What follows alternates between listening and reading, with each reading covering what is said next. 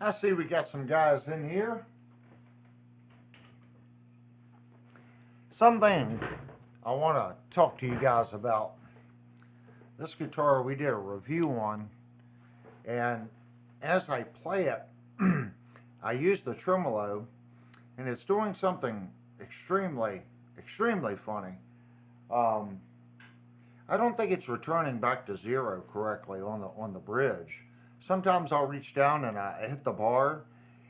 All the strings are in tune with one another, but you can tell that it almost drops down a half step, like the bridge is staying down. It's not coming all the way, and then you pull up on it and it seems like it's going up, but then it'll settle back down and it'll sound right for a little while. It's doing something very strange. I really don't know what it's doing, but there is something definitely wrong with the tremolo on it. It doesn't seem to always return back to perfect pitch again. Of course, I'm a little spoiled. I'm used to the German and the FR1000s, but I wanted to go back and touch base on this guitar with that. The more I play it, the more I'm starting to realize sometimes when you hit that bar, it's not necessarily returning back to zero. So let's go over the group. Right now we had first one in here, Jerry. Then we had Mikey, and yep, Honey Tap, I'm sorry, it looks like that you were number 3. Oh, I know why I always do number 3. I always, instead of doing 3 like this, I always take my thumb and I hold that. Isn't that's kind of retarded. I don't know why I do that. So it looks like he was 3, and then Time Surfing Alien coming in on number 4. And then, of course, we have Linnell come in chiming down on number 5. But she cheats. She's already here. So that's technically cheating. Well, I know on the last live stream, I'm going to take these off because it sounds kind of funny. I know on the last live stream I did a poll. And I did a poll on buying the JS Jackson. And I'm going to be upfront and honest, I did not order the guitar. I saw it on Reverb. There were 2 open box ones. There was one for only $219. And there was another one at like $259 or something, open box. Both new, but open box. Now the cheapest one on Reverb is at $279, and it says open boxed as well. Now the JS, the one I was looking at, was orange. It had the Jackson licensed Floyd Rose, and then 2 Jackson pickups, 24 fret. I don't know. I tell you what I did do today, and I held off. Full disclosure, this morning when I checked, I'm pretty sure that Jackson was there. Ooh, coffee. I like coffee. Got some. Ooh, that's very hot too. I don't even know where my smokes are. Um, Before I left, I'm pretty sure when I went to Reverb and I checked that Jackson was there. I know it was there last night because I checked it and I said, well, I'm not going to purchase it. I'm going to wait and I'm going to go to Shandor Music. Everyone knows that's my Saturday trip. I go to Shandor Music. Uh, well, while I was at Shandor Music, I did put something on layaway. I don't know how many people know the Yamaha. I have one Yamaha guitar, and I've been looking at this particular Yamaha for quite some time, and I wanted the one with P90s in it. And the more I looked at I'll go ahead and say what it is, Rev Star with P90s, I couldn't get over the big fancy tailpiece that they put on this guitar. And I kept saying, okay, I like the one with P90s, but I like the bridge and stuff on the humbucker version. So today I walked in. Of course, they had another one there with the P90s, like a Sunburst, Revstar. Beautiful instrument. I just couldn't get over the tailpiece. And about 5 guitars down on the row, he had a neon yellow green one. When I say smack you in the face, neon green and yellow, this thing was, oh my gosh, you could see this thing in cave darkness. It's so bright. So I was like, okay, I'm going to try this one out. And at first I'm sitting there playing it. I'm like, there is something seriously wrong with this guitar. The only thing wrong with the guitar was the operator. It has a little, the tone pulls out. And from what he explained to me at the shop, it doesn't split the coil. What it does is it's almost like a preset EQ. So you don't lose any volume, but it changes the characteristic of the pickup. And I had it pulled out. So it didn't have as much gain. It didn't sound as full. And I'm sitting there going, well, this thing's a humbucker. Why does it sound so thin sounding? And I looked down, I saw the knob was up, and I pushed it down, and instantly the guitar had more body to it. Long story short, I ended up putting the guitar on layaway. We'll see. I still like the P90 version because I like P90s. Now, hear me out. The guitar is $550 for the guitar. It's got nice frets. The frets on the guitar seem nice. The guitar plays nice. It has a great tone. I did tune the instrument. The tuning keys feel nice on it. It has like the LP style bridge. Okay. Everything about the guitar, that I looked at the finish. It is a set neck guitar, so it's not bolt on. It's a nice guitar. So I'm sitting there going, well, $550, I can do that. But the whole time in the back of my little squirrel brain, I was thinking about putting P rails in it. And I don't know why I'm thinking P rails. And Jerry sent me a text earlier. He goes, we want to talk about pickups. And I was sitting there at the store going, well, P rails. Maybe that's what it was, because I read Jerry's message this morning. So I'm sitting there, I got pickups on the brain. I'm like, well, if I buy this, it's humbuckers. So I can put a set of Seymour Duncan P rails in it. And basically what a P rail is, you've got one P90. And then if you ever seen the Seymour Duncan makes a hot rail. That's a single coil size, but it's 2 pickups shoved in a single coil. Well, they took 1/2 of that single coil humbucker, the little mini, and they stuck it next to the P90. So that makes it a humbucker size. So I'm thinking in my little brain, well, I'll get this, and then I'll just pull the pickups out of it and put P90s on it. Jerry says that's not going to work concerning reworking the humbucker, Avery. It's a 2-wire, and I need a 4-wire. Yeah, well, I got some other things I wanted to talk about as far as Linnell read your comment, Jerry, about being a 2-wire and a 4-wire. He said very versatile from what I understand. Now, what you can do if it's a 2-wire pickup, those wires are still in there, Jerry. When the wire wrap from the one coil hops over to the other coil, cut it right there. I know it's a real fine wire. Bond that to the bobbin at the base of the pickup, and then solder a wire to that, and solder a wire to the other end. And now you've created a humbucker with 4 leads. That's all they're doing. They're just extending that pickup wire from one wind. Instead of it going directly to the other pickup and winding, it comes off of that pickup, runs to your push-pull pot. So if you pull it to single coil, it goes out to the first pickup, and that feed back goes to ground. If you run it as a humbucker, what it does is that wire coming off the wind of the first pickup goes to the push-pull. It sends it back to the pickup, goes around the second coil, and then goes to ground. That's all.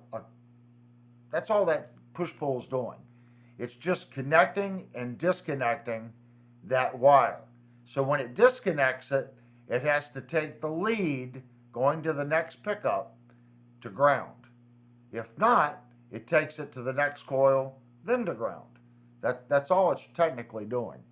So you can easily take a 2-wire pickup. Well, I won't say it's easy because that wire is really fine. And slice it right there, and then rebond 2 wires to it and go to your cavity. And you can create that. Is it worth it? I don't know. I've only done it once, and I thought the pickup sounded horrible because usually those pickups are designed to always have 2 coils hot. I've heard other people say that they got a really unique sound out of it because sometimes these humbuckers, they overwind the north more than the south, or the south more than the north. That's a trick. You know, if they want more bite, they'll overwind the bobbin closer to the bridge. That gives it more attack and more just in your face, smack high end. But if they want more oomph, but they want less smack, you know, like a more modern, like thrush or grunge pickup, they'll wind the pickup closer to the neck, overwind that one. It still all works out the same as far as the ohms and the henries. It depends on how many winds they put on each. Because remember, if you take 2 single coils and you run them parallel, you know, you can create a lower or higher ohm load depending on each individual. When you put the 2 together, that changes the load. So manufacturers have played with this for years. They play around with that. Honeytop says, dude, you have an electrical engineering degree in guitar electronics. I want oomph and smack. I don't have a degree in electronics. All I can tell you is, if you want to know the meat and potatoes behind pickups, manufacturers cheat. And a good way of telling whether or not they're cheating, and I shouldn't say cheating, because my Nashville Telly, that's what I consider cheating, and I actually like the sound of that pickup. So when your henries, if you set your meter to 20H, if that number goes above 5 or 1/3 of what your ohms reading is, that's a pretty good indication that they've over magnetized the magnets and they've decreased the windings on the pickup. You still get the high, because most people don't check the henries. They only check, it's 15K, it's hot. Well, that doesn't really tell you much about the pickup. If it's 15K and at 20H you're reading 6, 5.5, that's usually a sign that they've really put hot magnets in it and decreased the windings. That gives you more of a, I'm not gonna say it's bad, because I'm starting to get to the point where I kind of like that sound. It's more of a scratchy kind of gain type sound when you put gain on it.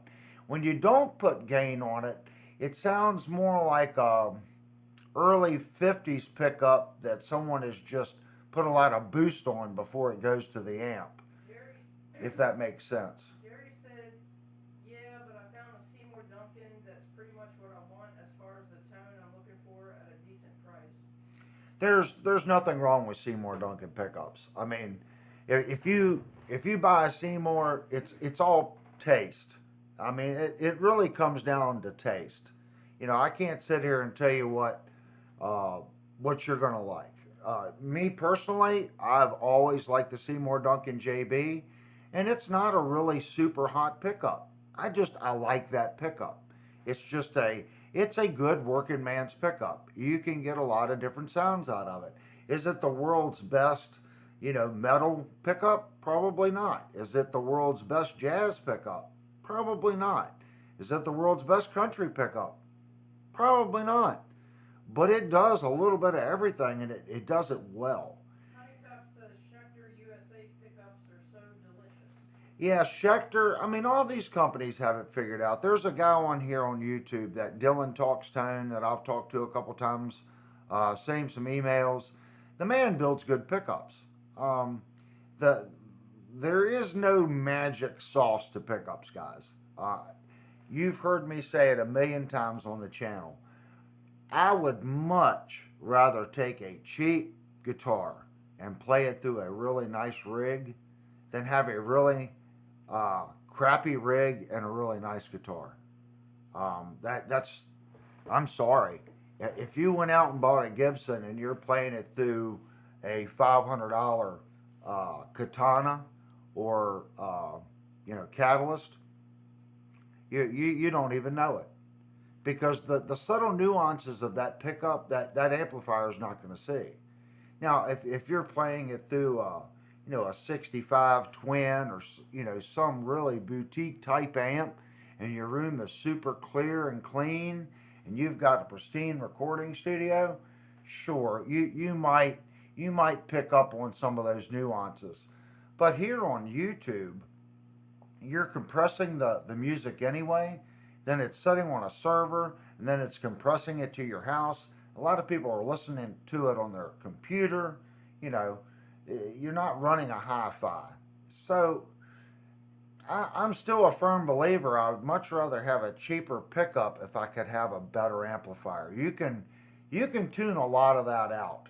If you've got, let's say, $80, before I spent $80 on a better pickup and I had a decent pickup in my guitar, I would go out and get just a little EQ pedal. I'd run my guitar into the EQ pedal. I'd EQ that pickup. The amplifier doesn't know the difference. That amplifier doesn't know whether you have an EQ before that guitar. It sees a signal, it's going to reproduce it. So you can take that EQ, you can tune that EQ just right. You can make your humbucker have more of a single coil side. You can shape your sound. Plus, with the EQ, if you want to give it a little boost, and push the front end of your amp to give that tone that you want. I'm a firm believer in that. But I can hear the difference between the pickup in this Firefly and then the pickup in my Kramer. Now here's what's weird. Okay, if I plug the Firefly in, you're going to see more gain. The guitar has more gain with the Firefly. Okay, it's more bite. But this Kramer is going to have a little less gain as far as the way the amp sees it. It's going to be smoother. Okay, but if I take the gain and I crank the gain up on the amplifier, the Firefly will start to overgain. It starts to get muddy. Where in this pickup, the JB, if I really start pushing the gain on the Friedman, I can get a little bit more gain on the top end than I can this one. Now, I just said this one has more gain. Well, the higher you push the gain on the preamplifier, the more you're pushing the amp, okay? If that makes sense. That's what you're doing. You're pushing that amp. And everyone knows a tube amp responds differently like that. So in some cases, when people say, oh, I want a 16 ohm pickup because I want to really hit that amplifier, there's pros and cons to both. Sometimes it might be better to use an 8K, pickup. Boost it before it goes into the preamp, and you can get a completely different sound. You're still pushing the amplifier. Does that am I making sense, guys? There's 50,000 ways to do the exact same thing. So the JB is usually right around 12K. They make a hotter JB and they make the less. I think the one JB is like 9K, and I think the hottest one they make is about 12.8, 13, somewhere in that ballpark. This one right here tested out at like 12.5. Okay, so it's not a super hot pickup, but the Henrys on this pickup only tested at 2.3. So that tells me that there's a lot of copper on this pickup. Far more copper on this pickup than that pickup. Even though that pickup has less resistance, it's going to push the amp harder. This one I actually prefer on high gain.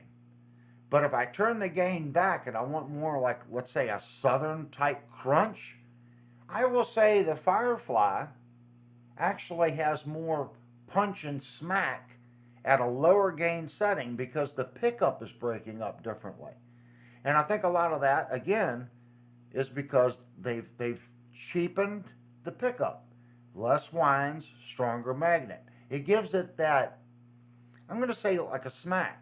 And I think what I have, now this is just my opinion, I think on a lower gain setting for like Southern rock or lower gain like blues, stuff like that, I think I'm starting to like these type pickups that have less windings with the stronger magnets. The Nashville Telly, that one reads the same way. The ohms are a little high, okay, not extremely high, but the Henrys are way up in relation to the K reading.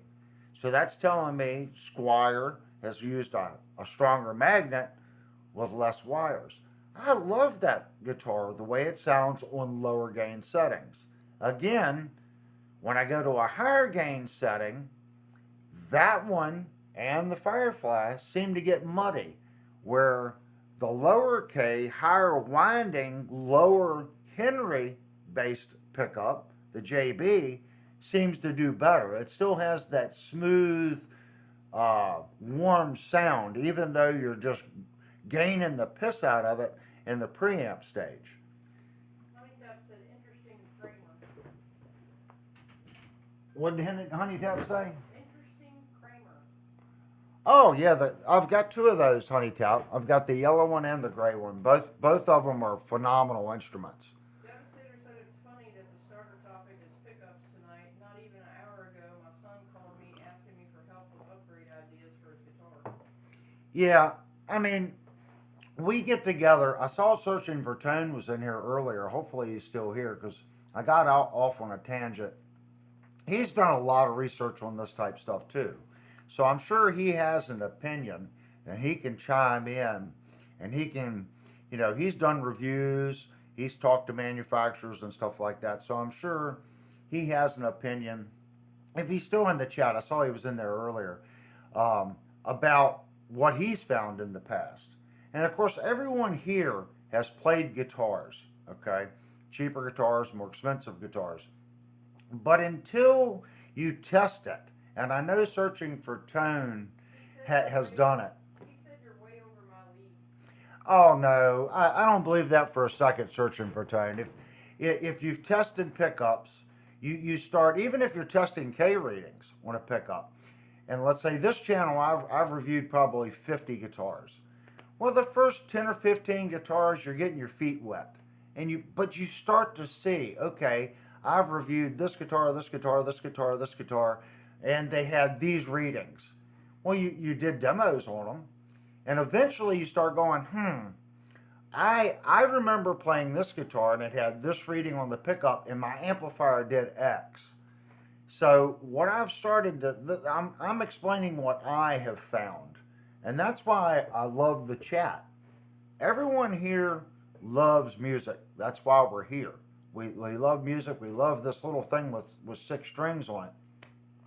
Go out and get yourself like this tester. Oh, if I can get it without pulling everything out. Honeytap says I test pickups with my ears. This tester you can get on Amazon. And I'm going to hold it up to the camera because it's called a Proster. And believe me, I have a $400 tester down in the basement for when I do my electric work. You don't need that for testing guitars. This one's perfect for testing guitars because it has Henrys and it has your ohms. So this is the one you want to look for. It's called a Proster. And since my camera's fuzzy, it's a M4070 Proster. So right here, 20K ohms, that's where it's set at right there. That's for checking your K reading. Now I'm going to move it over to this side to 20H. Okay, at 20H, that's going to tell you your Henrys. When you all get a guitar, or take your existing guitars, test your pickups. Get familiar with the sound that you like and take those two readings and write them down. You take a piece of tape and put it on the back of the guitar and write down those two readings. Every time you get a guitar, you'll start to get a feel for what you like. Once you get a feel for what you like, when you go to, like Jerry's talking about, and Devastator, once you get a feel for what you like, okay, you'll be able to better go to Seymour Duncan, because they're going to have the Henrys, okay? They're going to have inductance and resistance. Inductance is basically the Henrys. So you'll be able to look at those numbers and go, okay, I kind of know what to expect, because my blah, blah, blah guitar had similar readings, and I knew I got this out of it. Every pickup is a little different, and when you stick it in a different guitar, of course, it's going to, whether you direct mount it or it mounts like a Fender on a plastic, it does change the sound a little bit. But you'll start to get an idea, guys. I like my reviews, I tear things down more so than most channels. I'm not going to say I'm the best at it, because, guys, one thing about YouTube, we may think we know all the channels that are out here doing things. There are so many great channels on YouTube, and YouTube just buries them. That's what I hate about YouTube. They bury the great content channels. There's some guys out there, when I say phenomenal musicians, they're not even reviewing. They're just on there showing you how to play. And one of them joined the chat, I think Thursday, Lester. That dude is just a walking phenomenal guitar player. And he teaches right there on his computer to people. I admire Lester 100%. He's a super talented individual. And there's other channels that build guitars and stuff like that. And these guys are truly great craftsmanship. Now look, and they've got 3,000 or 4,000 subscribers. And I'm sitting there going, why does this guy not have more subscribers?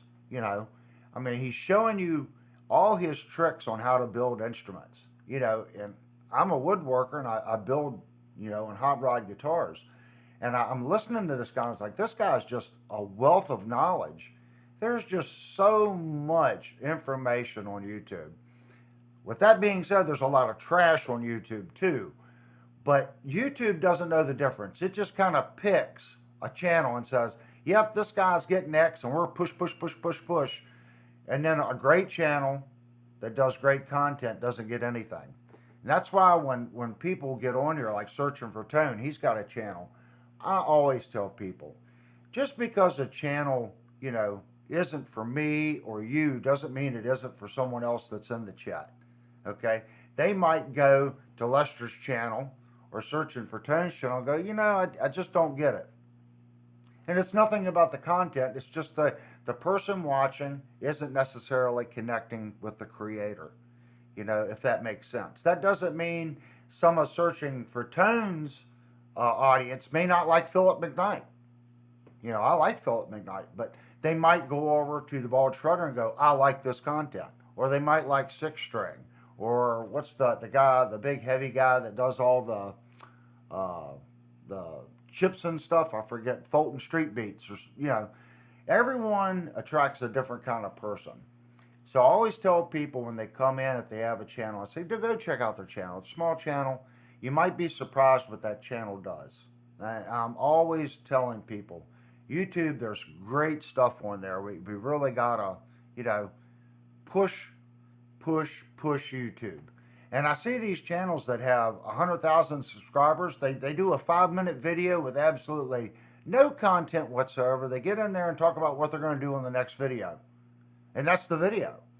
And I'm sitting there going, okay, he didn't talk about anything. He's telling me what he's going to do in the next video, but there's no context in this video.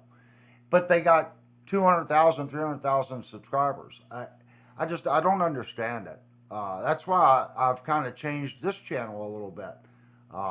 Figured I'd go a different route. I don't care if I have 3,000 subs or 300 subs. I'm going to do what I see the people that comment the most. That's my base. And my base right now seems to like the live content and getting together on Friday, Saturdays, or Thursday and hanging out and chatting. You know, that seems to be what it is. And then guitar reviews. I seem to do better at that kind of stuff. So I'm just going to kind of stick with that. That's what I started the channel doing, was doing honest opinion on guitars and just general tech stuff. You know, I work on guitars all the time. That was another comment that I had with Shandor Music today, was they're going to let me bring a guitar home, and we're going to start doing some live content with Shandor Music.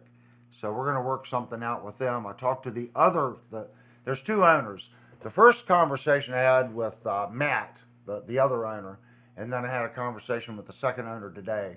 So the wheels are turning, guys. So hopefully in the next 30 days, I can get Gretsch, Fender, E2, LTD, ESP, Fender, Squire.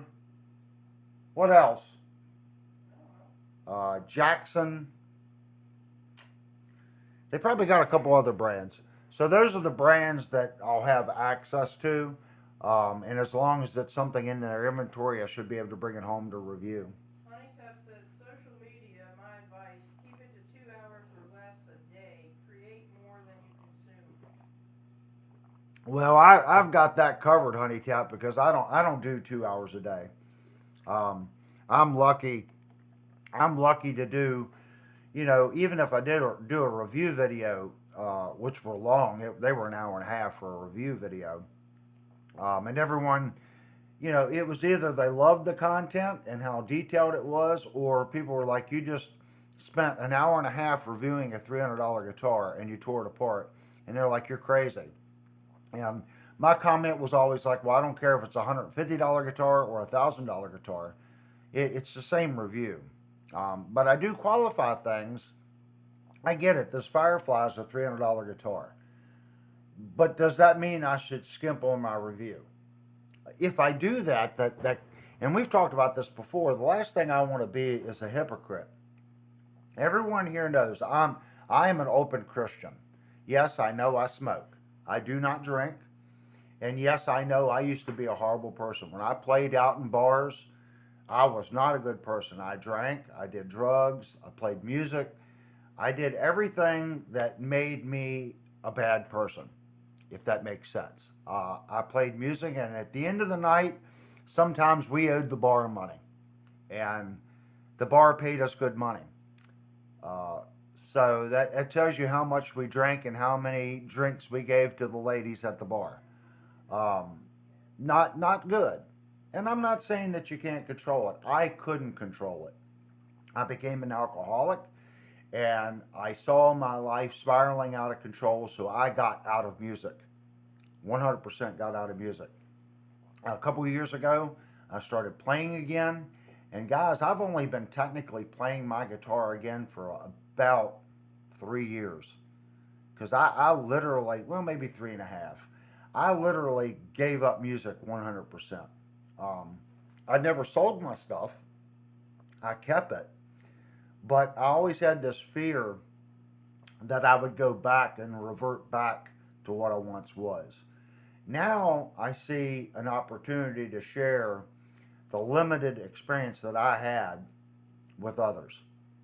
And hopefully those others, that means you guys, can share with me, you know, the experience that just you guys had. Does that make us old? No, that makes us lurking for the place we once had, the music store. When we all got together on Saturday, we hung out, we played, we talked, you know, that's what I remember the music store does, or did. So now we do this. We get together. And I say all this because everyone knows I am religious. So I always have to qualify what I speak and say because I know I'm accountable later. When I pass, I'm accountable for what I do here. So you can 100% count on if I say something to the best of my knowledge, it's the truth. Because I know I'm accountable in this life. And if you're not religious, that's fine. I'm letting you know how I feel, you know. And my job, and Honey Tap had, I said this on Thursday night, he had guitar church last Saturday or Sunday. Um, and I was there with him 100%. You know, when I saw what he was doing, hey, I'm going to hang out for that because I get it. I get that. I get it. You know, you're mixing two of your loves together. I get it. So that's just qualifying. So when we started the stream, I said I'm having a problem with this Firefly with the bridge, and I knew I was going to have a problem with it. This is a $300 guitar with a sub Floyd Rose Special on it. This is the cheaper Floyd Rose than the Floyd Rose Special. If you can get any cheaper than a Special, they've done it. And it's already starting to rear its ugly head that this is a very expensive Floyd Rose bridge because it's not returning to zero properly. So back to the pickups, and I'm just off on a tangent tonight. I got so much in my little squirrel brain that's going on, guys. I can't even explain. After going to the store and then the pickup conversation, and I said we were going to review the Squire tonight, and we're probably not going to get to it because I didn't have enough time to do the thumbnail. And I'm looking at the other live review we did, and it fell flat on its face because YouTube sees it as a live stream and not one of my guitar reviews. So I don't know if I need to now teach YouTube that we're going to do live reviews and not do the pre-recorded reviews. Maybe it's just something it needs to learn that we're doing. I don't know. Or maybe I shouldn't even worry about it. Jerry said best thing is recognizing that's not the person you want to be and you change what you want. I've been there. Sometimes I'm amazed that I'm still alive. Exactly, Jerry. Mikey said he's 30 years sober this year. Exactly, guys. I was in a bad place in my life. I was uh, really bad place. Yeah, I'm not gonna just if you guys played music live in bars and you went down that rabbit hole, I hope you didn't go down the rabbit hole I went to and got in the positions that I was in.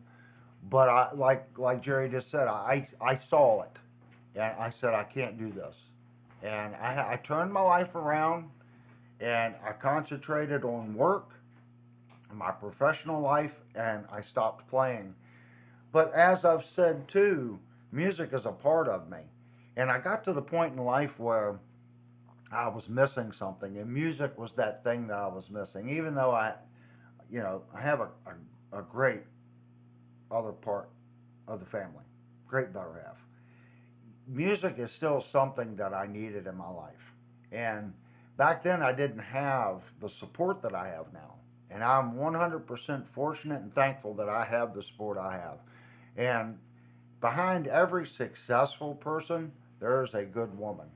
Look at anyone that's successful. There's someone that has propped up that person and give them support and push them through whatever was taking place. I have that. And she's 100% the reason why I started playing again. And she's 100% supportive. Like this microphone. Everything that you all see that I've done since I've been on YouTube, and all the things that you all don't even know that I've done, she's been supportive of. You could say I'm blessed. I am 100% blessed. And that's why I come on here, and that's why I started doing the tutorial videos on dressing up frets, leveling guitars, showing these inexpensive guitars and what you can expect from them, and just an honest review on what I see. I think YouTube needed it. When I started, I didn't really know of any other channels that were really doing it. And again, I qualify that because YouTube may not have shown me what I was actually looking for. It may have hidden those channels. But from what I saw on YouTube at the time, I didn't see it. But I will say this, and when 6 months went by, I saw other channels changing how they worded things. I started hearing the word fit and finish. I started hearing, you know, other little things that I was saying that I hadn't heard before. Um, so I think other channels saw it and then immediately kind of adapted. I know Philip McKnight's reviews have adapted a lot since I started doing reviews. When I met him a little over 2 years ago at GearFest, his reviews were about like mine 6 or 7 months ago. And since then, he now does the same. It's a more basic review as far as the video, but it's more in depth as far as the information that he's putting on the screen, and he's tracking things more. So what Phil is doing, he's tracking everything and then puts it up on a chart and you can compare them. I'm not doing that. The one major difference is Phil has a lot of people in the background helping him. I don't have that, it's just me. So I'm not out to compete with Phil anyway, because Phil has a completely different audience and a different approach than I have, if that makes sense. And Jerry says, it's so easy to spiral out of control. That's exactly right. And I'm sorry, guys, if you all have said something. I see that we've got Max Server is in the group. Jackie come in the group. Who else? Mikey come in the group. Pentagore come in the group. Anybody else that I missed that may have just come in? I think that's Boyce come in.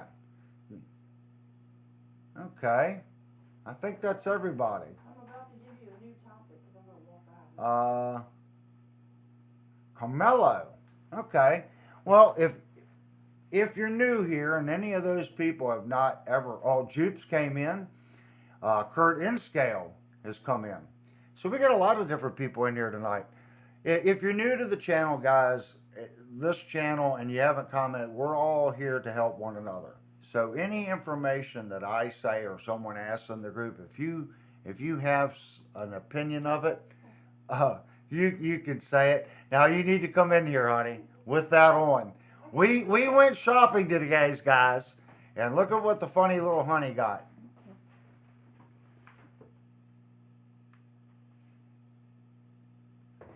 Yep, safety first. It's springtime. And not only do I like guitars, but I'm into motorcycles. And so she got a brand new motorcycle helmet at the store today. And I ended up, this is 100% not music related, but she got a motorcycle helmet and I got some new riding pants that have Kevlar inserts in them and a new jacket. So I've been sporting the Joe Rocket jacket and just regular blue jeans. And knock on wood, I've always been fortunate. I haven't laid anything over bad enough to really needed the Kevlar pants. But I actually got a nice jacket now with the Kevlar shoulders and inserts and back with all the liners and pockets. And it has the rear zipper that hooks to the pants, Kevlar and knee pads, side pads, hip, very flexible. She got a good deal on the helmet, and I got a good deal on the riding stuff. Yeah, you have to include it. I don't like about a backseat. Oh yeah, and last fall she got a brand new motorcycle. She ended up getting a new Honda Rebel. So, nice bike. I like the bike. It's a lot smaller than my bike, but there's times, guys, when I get on my big bagger and I'm kind of like, I don't know, it's kind of heavy, but we always used to two up. She'd get on the back, and of course my bike's got a powered windscreen, powered heat grips, powered, heated grips, heated seat, cruise control, adaptive cruise control. It's got adjustable suspension. You push a button for 1 up, 2 up, sport mode, economy mode. Bad Boy Stanley says best review. Oh, Bad Boy Stanley. I think new first time chatting in the group. And now we're talking motorcycle stuff, and he's talking about YouTube guitar reviews. But yeah, just so you guys know, we went to Shenandoah Music and then also went to the motorcycle store because it's been getting warmer and the spring's coming. So we're going to be doing some riding. Devastator wants to know what is your bike? I have a BMW motorcycle. I have an RT 1250. Love my motorcycle. It's Ted Talks Guitar says, hey guys, just saying hey, I'm having tech issues and can't stay, just wanted you to know. Oh, Ted Talks Guitars. Yeah, everybody's in here tonight. He can't stay. He's having tech issues. Is that what he said? Yeah. Well, everyone here is computer savvy, Ted. So ask your question, and everyone here will give you a completely useless response to make you chase your tail all night. Devastator said he Skyped you pictures of, I guess, his motorcycle. Oh gosh. I Skyped you pictures of mine. Devastator sending motorcycle pictures. I'm assuming. Yeah, so everybody, knows, we like riding. In the summer, that's something we like to do. There's a group near us called Bikes and Breakfast. So they all get together, have breakfast, and then go out on a big ride. So that's just another one of the things that we enjoy in life. Something that I have learned, music, we all have hobbies. And if it's going to make you happy and bring you and your better half together, that's what we do. Devastator Okay? says he's got a big old Roadliner 1900. Oh my gosh, that's a big bike. But what we do, guys, we share our interests. Linnell and I are a lot alike, okay? But we're different enough to where we entertain ourselves, We really are. But in the same token, we have the same moral structure, so we fit well together. So we like riding. She's into guitar. Of course, she just got the other guitar. And we're to the point now in life where, all through, I'm not saying life for us is easy, but when I first got my house compared to what I made, my house payments pretty much stayed the same, if that makes sense. Well, 25 years later, I make more money than I did 25 years ago.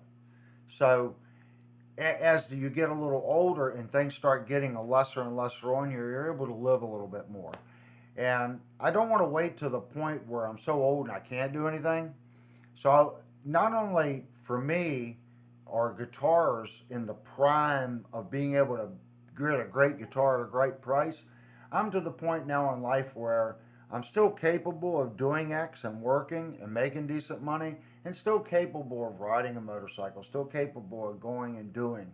And I don't want to wait till I'm 70 years old and go, okay, I'm retired, and I can't get out and enjoy myself. Jerry said she makes the rules, Avery, follow them. She does make the rules, but we make the rules together. We pick on one another, and it's mutual respect. Everyone at work, when I first got at work, they were kind of like, "Oh, your significant other stays at home, doesn't work." I'm like, "What are you talking about?" And they said, "Well, you say, yeah, she's at home. That's her job. That's a job too. The bills, cleaning the house, taking care of the little one, making sure dinner, all the little stuff that I don't have time to do because I'm out working with wood. It takes two to do it. So that's the agreement we have. She takes care of all that. I work. And I come home and I cook and I do as much as I can. Okay? But that's just as much of a job as what I'm doing. There are two jobs that both need to be done. And personally, I would rather have a relationship like that and have the mother home with the kids than have the mother out working and the kid going to a babysitter. Because then the babysitter's like teaching your kid your morals. I guess I'm more traditional. I don't know, and I'm just that way. Jupe says my cousin has a Harley night train. Is that what they call it? I don't know bikes. And then he says I use the pedal type. Oh, well, most Harley guys call them baggers. Technically my bike's a bagger. Mine's a 1250. It's a big bike, but it's a different kind of. Let's say a big Harley probably doesn't make as much power as my 1250 BMW. That thing is crazy fast and it produces a lot of power. Harley's also idle a little rougher. It's a different kind of bike. Harleys, for the most part, don't really have adaptive cruise control and power windscreens. You know, some people would call my bike an old man's bike, you know, because you can push a button and the windscreen comes up for air deflection. And it's got the big front crown on it, keeps the air off of you. In the winter, it's got heated grips and heated seats, keeps you nice and comfy. At the same token, it's got cruise control. So you can get out on the interstate, hit 75, 80 miles an hour, hit a button, and it'll just go on down the highway. I don't have to worry about it. But at the same token, I can push a button that goes into sport mode, and that thing turns into like a crotch rocket with bags on it. It will literally just carve some back roads. It's the best of both worlds. It's a cruiser, bagger, sport bag. You know, I couldn't think of another bike I'd want more than that one, just for that reason, because I can hop out on the interstate and just sit back and relax, or I can get with the crotch rocket guys and carve, you know, the drive. Devastator said 80 miles an hour. LOL, that's third gear for me. Yeah, the BMW can really. That's why I do cruise control, because you can be going down the interstate and that thing and look down and be going 100 and not even realize you're going 100 on that thing. It's so smooth. So I learned pretty quick, get it out 75, 80 miles an hour, hit the button and just ride. Because after about 30 minutes, you don't realize it, especially if you're not in traffic. That bike is so smooth. You look down, you're like, oh, let off the, you know, because it seems like when it gets above 85, that bike just smooths out, it starts cutting the wind, and you don't even know it. I've never had the bike over 105, and I'll be honest with you, I don't ever want to take it above 105. But I did have it up to 105 one time, and I was like, okay, that's fast enough for me. Yeah, that's a little too quick. Yeah, I'm too short for a sport bike. Yeah, that's Linnell. She wanted a little sports bike, but we went and looked and looked and looked, and I thought the MT-03 was going to be a good fit for her, It's supposed to be. and it just didn't. It didn't work out. And then we looked at the KTM, had a nice little one. What it was it a 300? The KTM, I think the KTM 300 street bike. And again, she was tiptoeing that one, so it just didn't seem to work out too well. But when she sat on the Rebel, she could put her feet down, and it was a low center of gravity because the motor sits low on that, so it balanced real well. And as soon as she got on it, moved it on it, she was like, yeah. So maybe in the future, someone will come out with something that's more, you know, crotch rockety, Short people friendly. that, you know, or yeah, vertically challenged people that could ride on. She might get it, but for right now, I think she made the best choice. I think the Rebel really does fit her well. And we did bling it out a little bit. She's got the alloyed grips on it, a little special piece around the Speedo. We put handlebar risers on it that kick the handlebars up and back.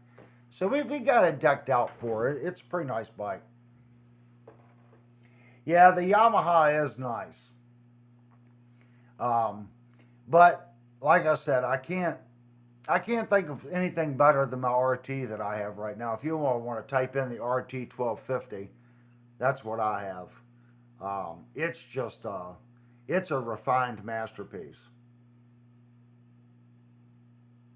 Ladders are my friend. Yeah, you all gonna laugh.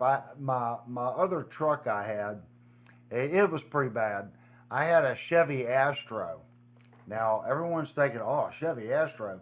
Well, I had an all-wheel drive Astro, and I had taken the center transfer case out and put uh, the Cyclone transfer case in it, which was actually like more of a four-wheel drive, but I kept the all-wheel drive front differential. And then I put a 3-inch lift on it, and then I put torsion keys on it, which give me about 5 inches of lift. And I put oversized tires on it. And you want to talk about a redneck machine. I loved my van. It had the big steel flat piece of metal for the front bumper. And it was so funny when she would go to get up and in it, she was grabbing a little bar and she'd be pulling herself up in the truck. But I loved that thing. I loved my Chevy Astro van. I got hit by a semi truck. Oh, how long ago has it been, honey? About 3 years ago. And ended up, yeah, it was a bad accident. Definitely turned my Astro into a subcompact, turned it into an accordion. So I took that money and I ended up buying a Toyota Tacoma. But I do miss my all-wheel drive van. It was a van. I'm a van guy more than a truck guy. Well, we got off on a tangent. We went from pickups and guitars to motorcycles and then redneck vans.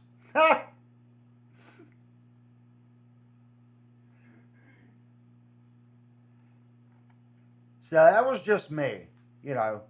But going back to what we were going over, guys, I don't know if anyone had any comments on what we were talking about as far as the pickups and just in general, because Jerry had made comments about wanting to talk about pickups.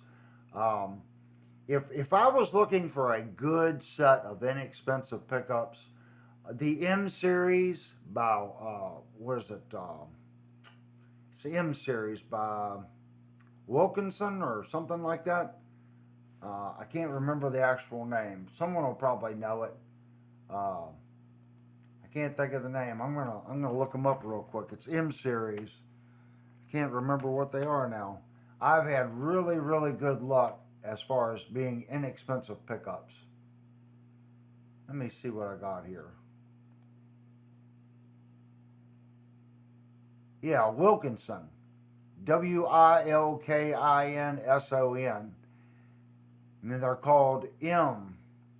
Vintage Alnico 5s. So if you're looking for a more of a like an inexpensive pickup and you're wanting to get a decent sound, I think those pickups you really can't go wrong with. That's just me. Another good one, you know, we're talking inexpensive. Of course, like we were saying, Seymour Duncan, DiMarzio, all these other companies, they're going to be solid pickups. No matter what you get, it's going to be a solid pickup. It's just tuned to taste, as they say. But I think the M series by Wilkinson's a good pickup. I was thinking about getting a set for this guitar. Let me grab it. And the more I thought about it, the more I like the pickups in this guitar. Let me plug this thing in real quick. Boy, that's noisy. Let me put my headphones on.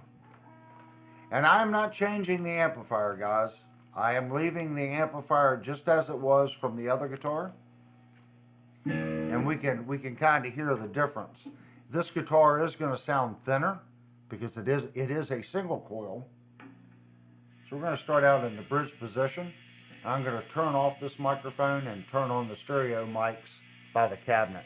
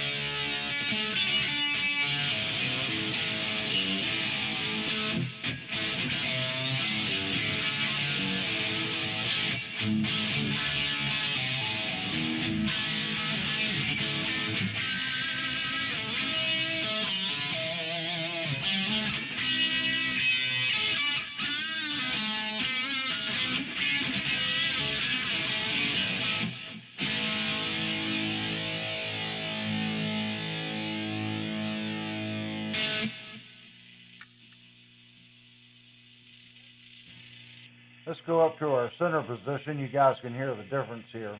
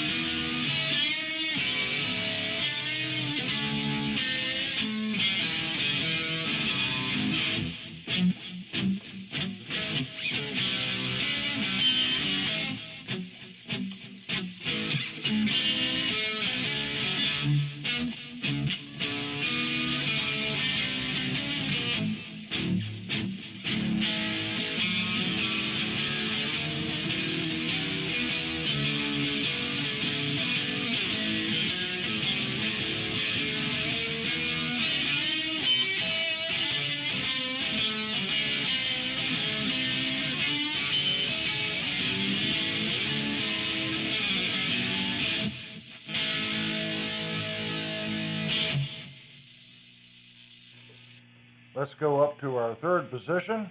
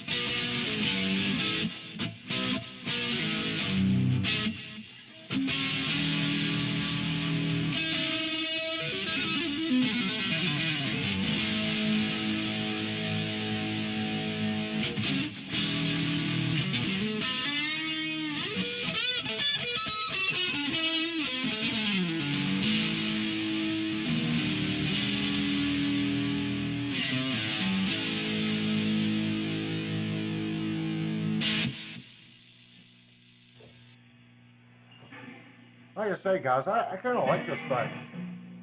It's got a lot of different sounds. Devastator wants to know if you still have the hollow body Ibanez. I no longer have the hollow body Ibanez, but I will grab a hollow body that I have now that I got to replace the Ibanez.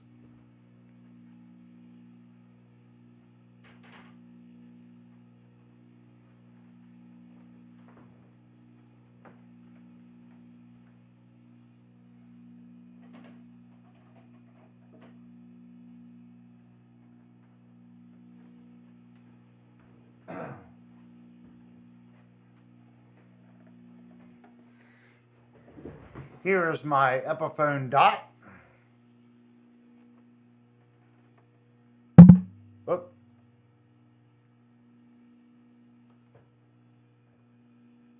And you can say this one actually has the Gibson badge. And it has not been played in a while and it's out of tune.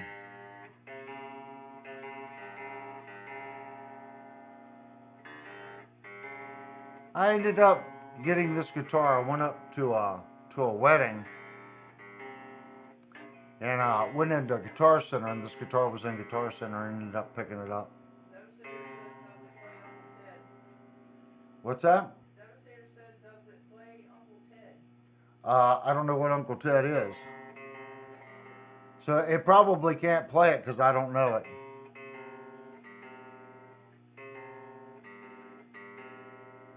If I ever learn how to tune a guitar.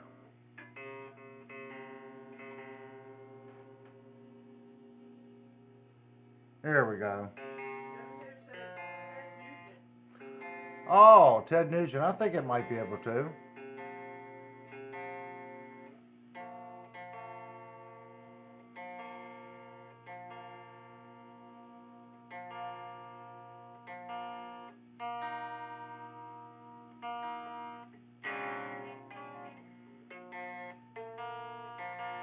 I've got it tuned in some alternative tuning.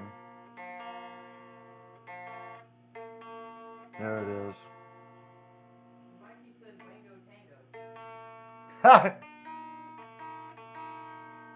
Yeah, I had it tuned in some weird tuning.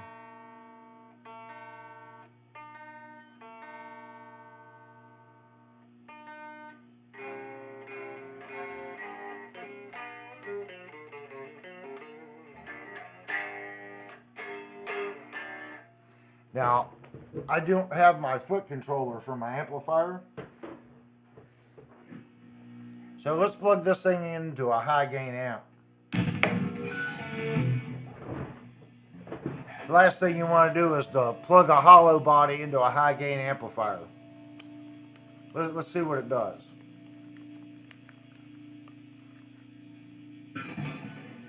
One hollow body Epiphone into a high gain amplifier.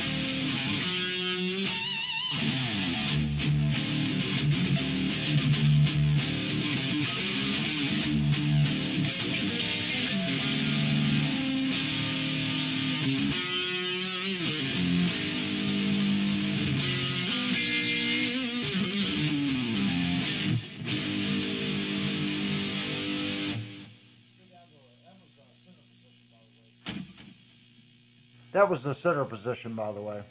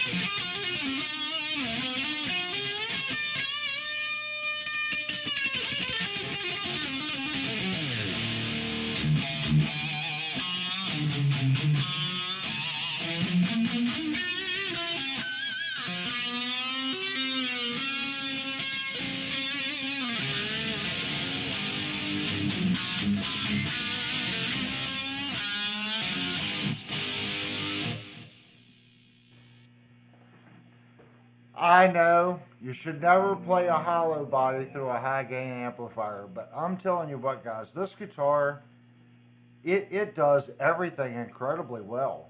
If you can find one of these old Epiphone dots, look, this one's what, a 2004? Yeah, I think so. I think this one's a 2004. These things are stupid good.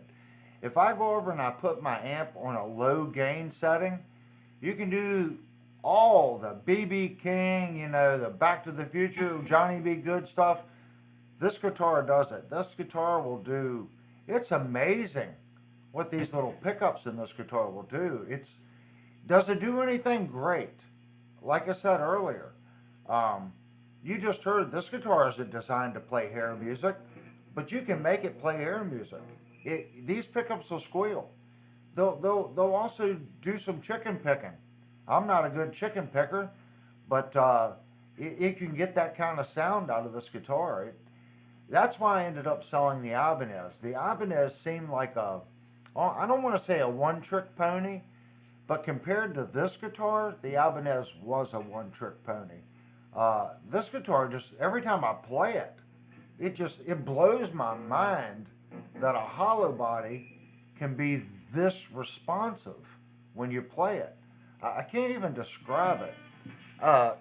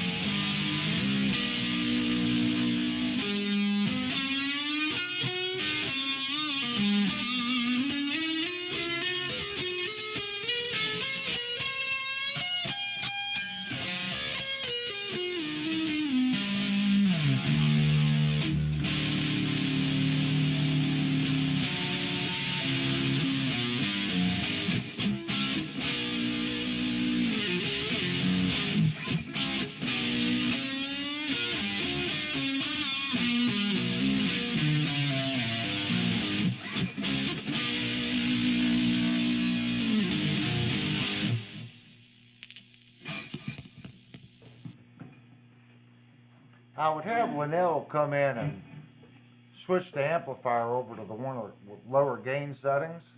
Um, but guys, if you guys can find, I know this is not a new guitar, but I think it was like 2002 to 2006 Epiphone Dot. Um, I mean, all you can say is they're phenomenal instruments. Um, they're just it's a phenomenal playing instrument. It does not fret out. The action is it's not super low. I think it's set to 0.065 on the high E and 0.06 on the high E, which I guess is pretty low for a hollow body. Um, it just plays phenomenal.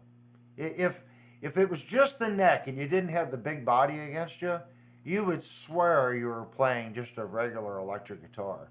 It just has a glass smooth feel to it. It's a great instrument. And I'm not doing it justice because I'm playing through a high gain setting. Let me set it back over here, guys. I gotta put it back on the wall. I don't have enough stands.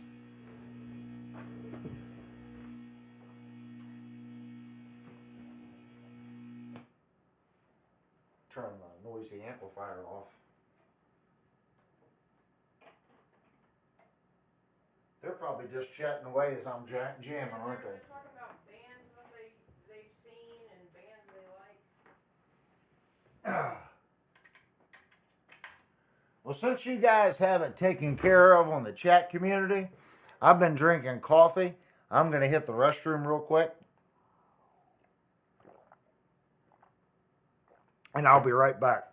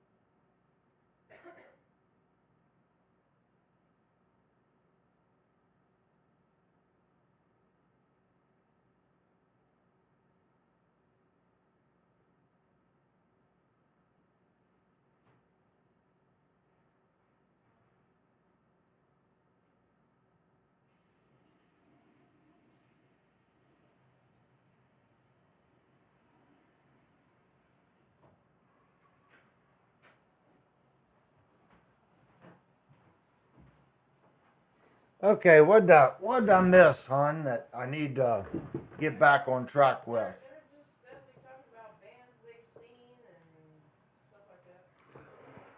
Well, I want to join in on the conversation. Well, some have seen Ozzy, some have seen bands I've never heard of. Probably you guys are going to laugh. One of the better bands that I went to see, and I'm going to qualify that. I'm going to split it up in a band that was entertaining and a band that played very much like what I heard on the album. Okay? Best band I ever heard play to what I heard on the album. As far as when I saw them live, it sounded like the album with them having a good time. That was Winger. Winger, when I saw them, played almost note for note, tone, playability, everything was just like the album, except when they broke out of the song, the measures, and would talk to the crowd. The drummer would start, just they'd introduce the band or they were talking, and they'd go back into the song. But as far as playability and sounding like the album, Winger are the best. Best unknown band I ever saw was a band called Amazing Grace. And they were semi-pro, and that band opened for Winger. And both were just phenomenal night, all night long. I ended up buying Amazing Grace's album. They had it on sale there at the venue. And no one had ever heard of this band. They were amazing. I should probably YouTube them and see if anything comes up on YouTube. If even I could remember the album cover. They may have had, maybe went on and did other albums. I don't think they ever made it big. They were semi-pros opening for Winger. But two of the best bands I ever saw, Winger and Amazing Grace. Curtin Scale said best band live I've ever seen would be Nightwish. Nightwish. Jerry said best show was Alice Cooper. I've never seen Alice Cooper live, and Kurt Inscale Nightwish. I don't know that band. I may have to look them up. Anytime I hear someone say this was a great band, I've never heard of them, I go back and think, okay, maybe I missed 3 or 4 great albums. So maybe I have heard one of their songs and just didn't realize it was Nightwish. And Devastator says the band that sold out most like the albums was Slash, featuring Miles Kennedy and the Conspirators. Conspirators. I didn't know that one. Um, I thought when the guy from STP joined Slash and the rest of Guns N' Roses, I thought that was probably one of the most innovative albums. The problem was the singer from STP. He couldn't get off the crack. And when Slash came out and said, "Oh, he's better now," I knew right then. No, this is going to be a short term ordeal. They're not going to be able to hold that band together. And of course, they couldn't. The lead singer, within I think 4 months of being on the road, was already strung out, and he was missing shows. Yeah, Velvet Revolver, and it's a shame because that lineup was they were truly it was truly a phenomenal lineup. I don't know what they sounded like live, Devastator. I didn't have the opportunity to see them live. I think maybe if you saw one of their first gigs within the first maybe 2 months, it might have been a great show. If you saw him later, after he had already fallen off the wagon, it may or may not have been a good show, depending on the lead singer and his capacity at the time. I mean, even bands now can't pull off his music because of his. He had a unique way of singing. And that's what made STP popular, and that's what made Velvet Revolver popular. He was able to hit thirds and fifths and sing in alternative keys to the note, and it gave the music a different sound. He was really good at it. He didn't search for notes. He could go right to the third, right to the fifth. You know, bam, he was on it. When he was straight. That's what I understood happened. He got back on the drugs, and that it was over for him at that point. Yeah, I always wanted. I mean, I loved that album when it come out. I would listen to that album all day at work, just pound it. Just, I mean, I loved that. Splinter and some of the other songs on that album was phenomenal. Joan Jett. Never saw Joan Jett. Joan Jett did play in the DC area a couple times, had the opportunity to go. But at the time, I just remember she only had like maybe 3 or 4 songs that I really liked. So I was kind of like, eh. There were other bands that I liked more, like Boston. I always wanted to see Boston live, especially the third album. Never got to see Boston live. I don't know if there's any Boston fans here. I thought Boston was just a phenomenal band. Wanted to see Boston. Then another band I wanted to see was Lynch Mob after he left Dokken. I became more of a George Lynch fan after Dokken. I know he was very popular in Dokken. Um, but there was something missing when he was in Dokken. That's the reason why Ozzy Osbourne didn't take him. He was missing something, and it wasn't until Dokken's last album before he left that you heard Lynch really take it to the next level.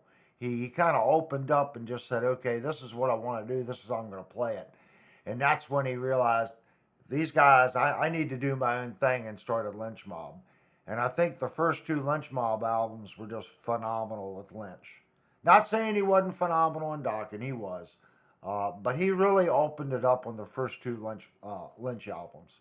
And there was other Lynch albums, but the first 2, truly next level guitar playing in those 2 albums. Fleetwood Mac, Devastator says. There was a couple good Fleetwood Macs. It's just but that was one that I would have probably passed on. I'm looking back, seeing who else has been commented on here. Fleetwood Mac. I never saw. Well, no, I did see. I'm not gonna say I saw Ozzy do like 3 songs. We went to one of those festivals, and they would come up and do 3 or 4 songs, and Ozzy come up and did 3 or 4 songs. There's a bunch of other people, but I don't really call that seeing them live, because they just come out and did a couple songs and left. But I have seen Ozzy perform live, and that particular show, you couldn't hear any of the vocals on any of the bands. The music was so loud, the vocals were lost in the background. It just wasn't Ozzy. It was every band that got up there. You just couldn't really, the sound wasn't set up right. And of course, it was an open air venue with just seats. So a lot of the sound was just getting lost. Didn't have anything to reflect back to us with. So it may have been a power issue, or it could have been just the sound guy didn't bring up the vocals and was just drowning out with bass and guitar.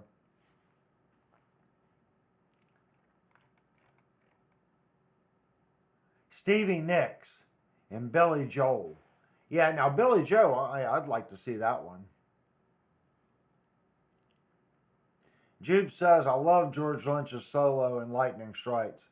Lynch has a unique style.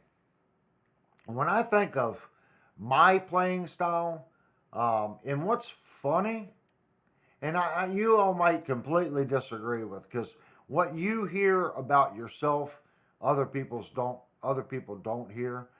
I would say I'm very Lynchy as far as my chord structure and how I approach the guitar. Other people say I have a lot of Van Halenism to me. And then a lot of people say there's a lot of Lynchism to me. And what's funny is I only played one Van Halen song in a band that I was in, and we never did any Dokken that I remember playing out live with. So those are the two artists that most people say that I sound and play most like as far as technique and tone. But I didn't really listen to those artists. The guys that I admired and sat and tried to play, I couldn't play. I used to love, what was that guy's? Well, one, Yngwie Malmsteen. But there was another guitarist, I can't remember now, guys. There was no lyrical structure to his albums. Greg Howe. I loved Greg Howe. I don't know if y'all know who Greg Howe was, but I would listen to Greg Howe and Yngwie Malmsteen, and then there was another one. He had a picture of him pissing on Yngwie Malmsteen's grave and Stevie Ray Vaughan's grave. That was the album cover. And that didn't go over too well because they were still alive at the time. And he kind of got black flagged by the industry. It was Mastro Alex Godfrey or Gofrey or something was the guy's name. And then he had this Mark Bola on, which phenomenal vocalist, on his vocals. And the first time I heard this dude's album, I'm like, who's this kid playing monkey guitar with Mark Vola's screaming awesome vocals? And then I started listening to it. I'm like, how is he getting this guitar to do what... I'm not saying that it's great. I'm saying that it was so off the wall and different. And come to find out, this Alex Godfrey, or whatever his name was, Mastro Alex Godfrey, he had went to, I think it was Gibson, and he had done the penta scale guitar. Because everyone knows the scaling on guitar is wrong. It's 100% incorrect. That's why the B string is out of place. The note structure on a guitar is actually kind of screwed up. So he changed the string orientation of the guitar and the way you tuned it. And what you were hearing on the album was this penta guitar. And they actually made these things. I don't think they sold very well. If you have one, it's probably worth, God, who knows how much money. I don't even know how you could get strings for it, because I don't know. I guess it goes by gauge and how it's tuned. I guess you could get the right gauge string and then tune it to that weird tuning. But you all would have to YouTube it. Half of you are going to say, I get it, and the other half are going, oh my God, this sucks. But understand that it's not technically a guitar you're hearing. It's not standard tuning. That's why Mark Bola or whatever his name was did the vocals, because he had phenomenal musicians around him. The guitar just sounds so out of place. So I listened to him and that Mark. There was a Mark guy that played electric violin.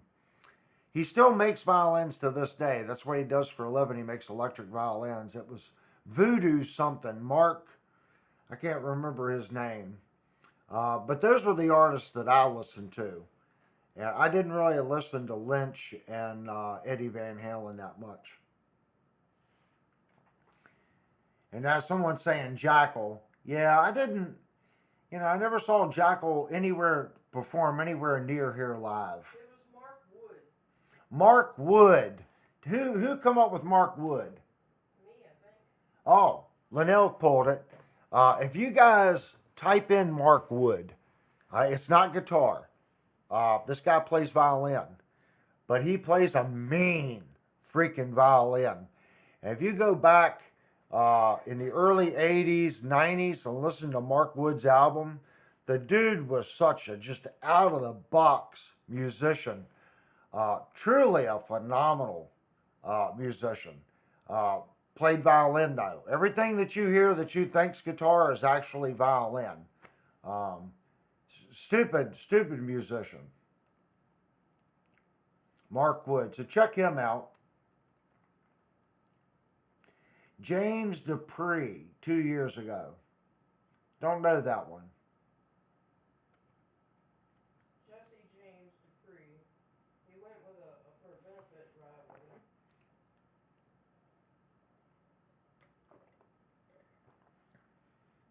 him. Hon, can I have my other drink? This coffee has really torn me up. I'm drinking coffee, guys. This is a Kump the Funny Honey got me. Jesse James Dupree is the primary songwriter in the Jackal band. Yeah, I like Jackal. Jackal was one of those bands that just got up there, took the guitar, plugged it into the amplifier, played loud, had fun, and just Jackal was like another version of like AC/DC.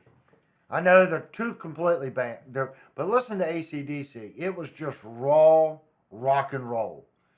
Jackal did the exact same thing, but they mixed open chords and bar chords, a little bit different sound.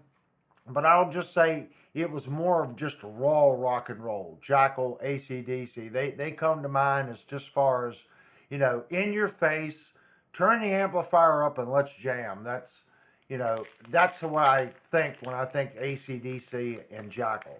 They weren't highly processed as far as their albums. It wasn't like Rush. I see someone brought up, I love Rush. Rush's albums are highly polished and refined and, studio polishing, reverbs. Jackal and AC/DC wasn't like that. They were more basic, just rock and roll type thing. Yeah, I would love to. Of course, now you're never going to see Rush, but I wish I could go back in time and see Snakes and Arrows. I think that was probably Rush's. Well, they had a lot of great tours, but from what I understand, Snakes and Arrows was the one that everyone was really top of their game. Everyone just nailed that one, and they were playing a lot of their old favorite songs too.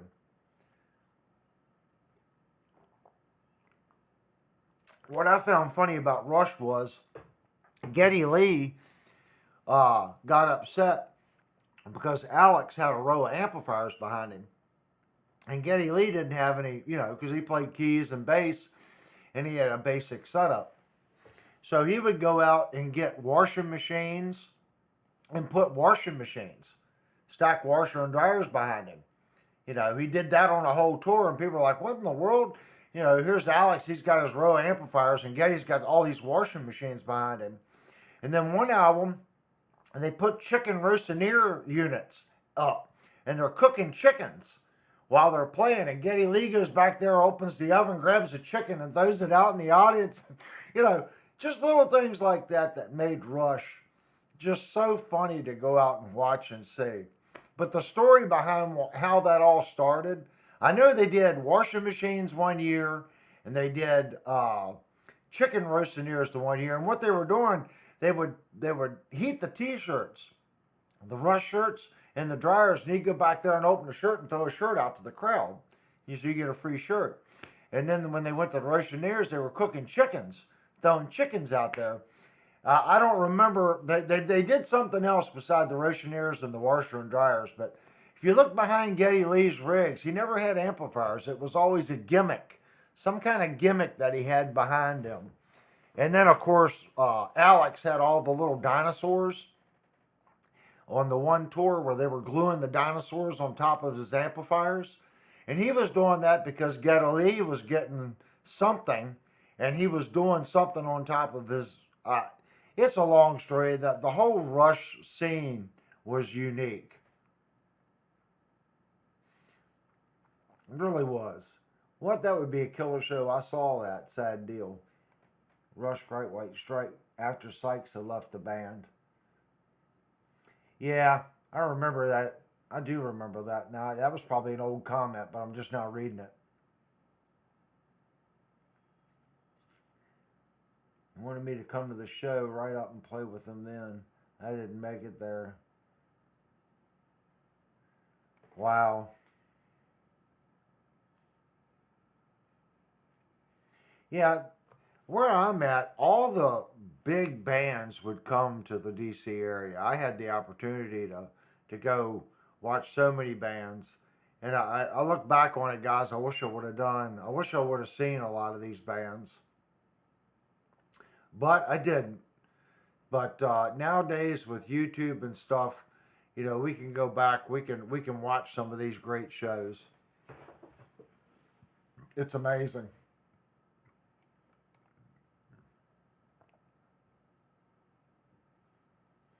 I don't think I'm missing anything, am I?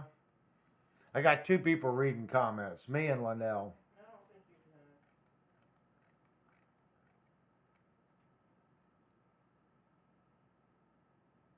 it. Well, I don't want to interrupt, guys. You guys seem to be talking about bands. I feel bad now.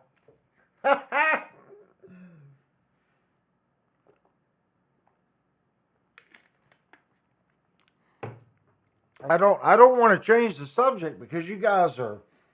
That's what the live stream's about. Oh, Mickey says he saw Rush twice. Mikey did.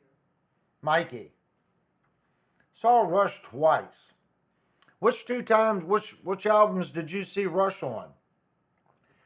Don't tell me Snakes and Arrows because that's the one I wanted to see. I wanted to see Snakes and Arrows.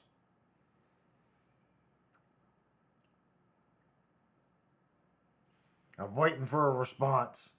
I hear the Jeopardy music in the back of my head, waiting for him to respond.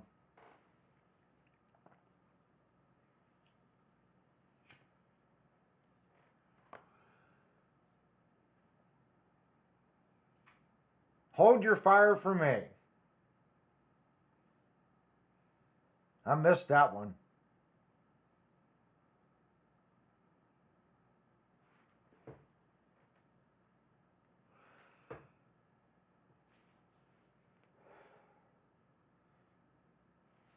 Mikey said, ha ha, sorry. He must have saw Snakes and Arrows. He don't want to rub it in. That's what it is. That's okay. And you know what's sad is my brother lives in Michigan. And they did Snakes and Arrows at the Palace, right off of 35 or 32, right there where the capital, the what's the hockey team from Michigan? I don't know. That's where they play. And there was open seats, and he called me, and he said, "Do you want seats for Rush? They're playing at the Palace. It's this price," and it was a great price. And I told him, I said, "Man, I can't get away from work." And I think that was the Snakes and Arrows album.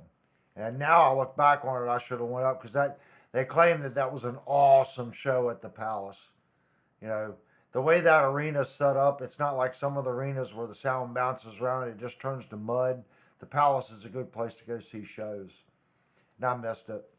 Also, there was Pink Floyd there. When he first moved up there, he called me and asked me if I wanted to see Pink Floyd. And again, I didn't go.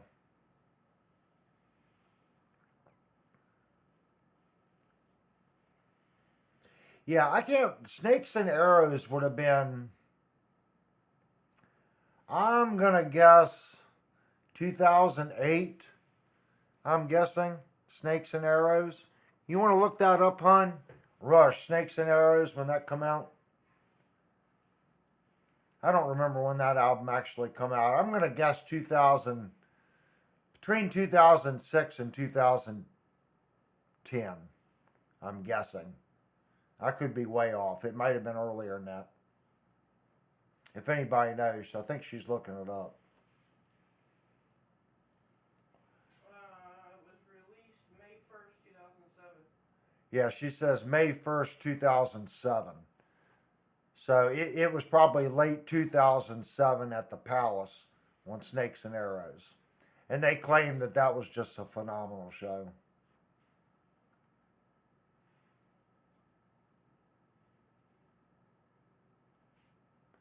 Oh, yeah. I guys, when I started my professional, Jerry said you play sick and just go. You know, the job that I had, I couldn't do that because if you missed a day, they gave it to another contractor. They didn't care if you did 500 houses beforehand and you did it on schedule. You had to do it constantly. You couldn't miss one house. So they just drop you like a bad habit and get somebody else to do it. I was always in that position. That was one of the reasons why I got burned out doing contracting work because I was doing production work. And excuse me, where I'm at, there's a lot of foreign labor, if you know what I mean. And they would do things ridiculously below budget. So you had to do things inexpensively and fast. If not, the other side of the labor force came in and took the work. And missing a turn-in date on a house, that was an instant dismissal. So I was kind of locked into my job there for about probably 15 or 20 years where I just couldn't step away from it.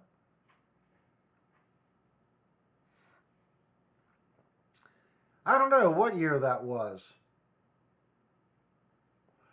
I remember watching it on TV, watching them chase the Bronco around. 2004? 1994. 1994. Oh my gosh, that was some time ago. Well, his ex-wife, Nicole Brown Simpson. Yeah. Linnell says that was 1994, OJ, the OJ thing. It doesn't seem like that was that long ago. Oh my gosh. Well, I guess it is because when I stop and think about it, I think when I was playing places like Blackie's, that would have been 91, 92. Because OJ was tried and acquitted for the murders in 95. Oh my gosh, he was acquitted in 95, OJ.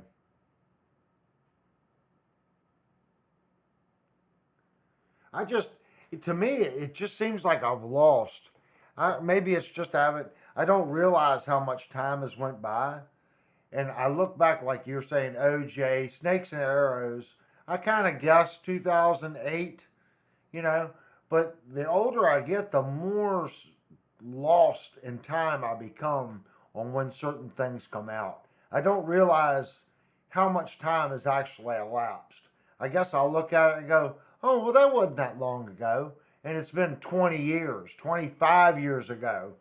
And I look at it, I'm like, no, it ain't been 25 years since that, since that. And you look at it, it's like, oh my gosh, it has been. It's been 30 years or whatever it's been. Oh my gosh, Jude just will not let up. Yeah, she's making out like a bandit. But I can't, guys, when I went to the motorcycle store, I got something too. And not pulling Linnell's chain. Now, she got the better guitar, okay? She got the good guitar. But today I got the deal. This guy. This guy got the deal. I got a new pair of riding pants and a new riding jacket. And I've never had, well, I mean, I had a nice riding jacket, but I never had riding pants. So I went in there today and it was 70% off. And if you guys ride motorcycles, you know riding apparel with the Kevlar protection stuff in it, it's expensive. Expensive. And 70% off, when I saw the price, I'm like, oh, I am 100% getting this. And they had 3 different color combinations in the style that I got. And they had another like leather mix type thing, pants and jacket. But all they had was mix match on the colors. They didn't have anything that really matched as far as the pants. But I did find the set that I bought that matched. And I tried them on. They fit great. Like I said, I've never had a really comfortable jacket. The jacket that I had before was a Joe Rocket. And it fit me good on my shoulders, but it felt like it was like a balloon down here. It was like made for someone with, I don't know, with a strange figure. Because the shoulders felt kind of tight, but around the stomach and the waist, when I was riding, it would balloon out because it was made, the cut was funny.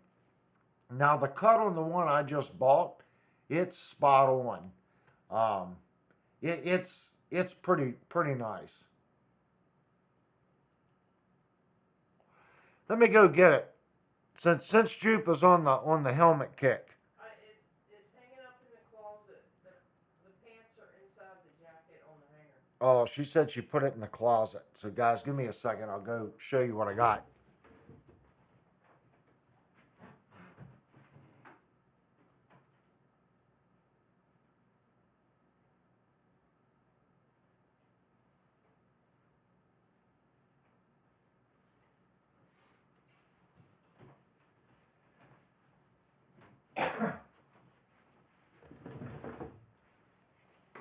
So here's what I got today.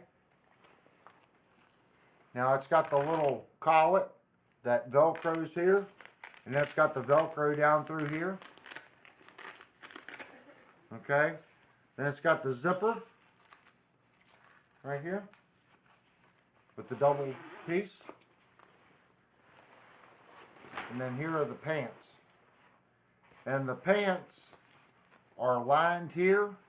It has the rear butt grab piece for protection. It has the Kevlar knee pads. And then it also has the zip piece and the Velcro piece to go around your boots that hook. And they're also vented. So these unzip and they act as vents. And this is made by Nuru. I've heard of them. They're very expensive, but I did not pay retail for it. And of course you got the pad here, full zipper on both sides with rear pockets. And then of course your pant vents. You open these up and the air will come up through the pants. So I got those. And then the jacket, you've got the Kevlar pieces and the back piece here. They are not heated. It's got the Kevlar shoulder pieces, and it's 2 pieces, so you got the upper piece and the rear shoulder piece that bends. It's got the rear pad back here.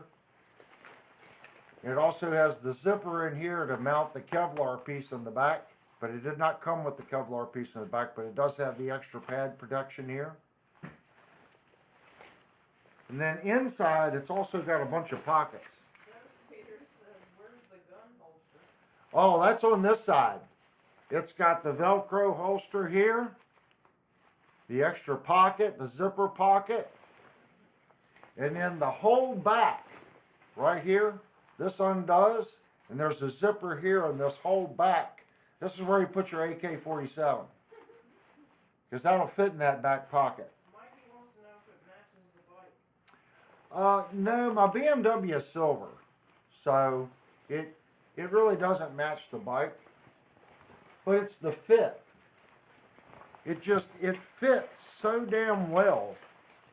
It just fits me. I've never had one that fit me like this. When I zip it up, see, it's on me.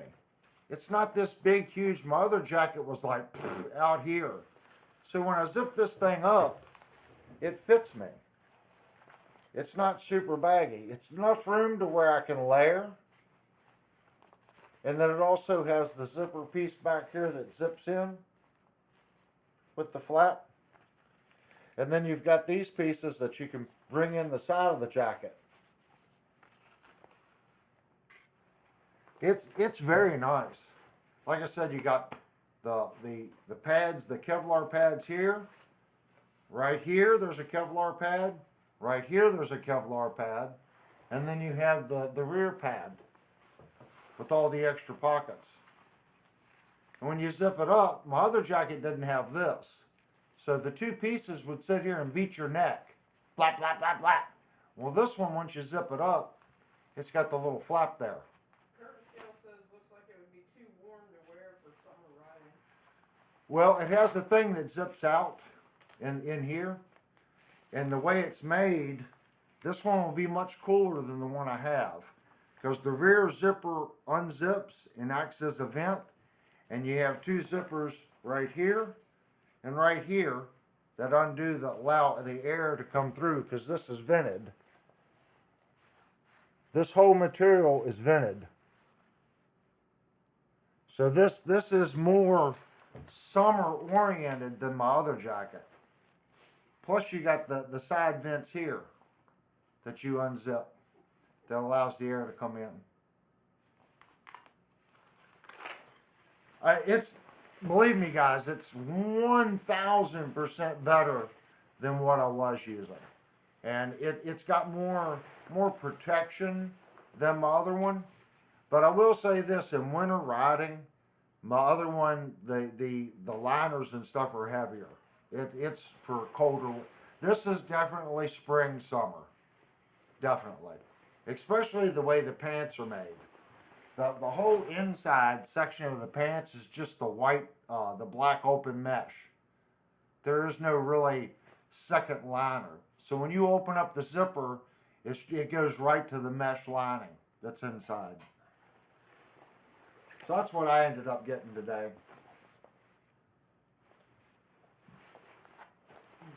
I'm going to let you all guess what a Kevlar line jacket and Kevlar pants cost me. And I stole them. I'll even let you guess, knowing that I think I stole them, what you think a jacket like that and a pair of pants would cost. I'll put them back in the room. I think I stole them. Well, I know I stole them for this area for what I paid for them.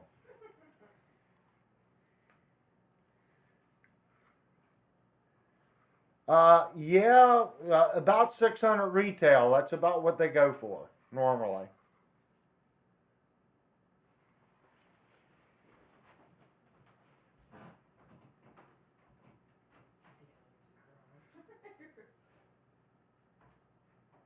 How much was it with tax, hon? I want to say, guys, that was $140. Yeah, something like that on sale. $140 for the jacket and the pants.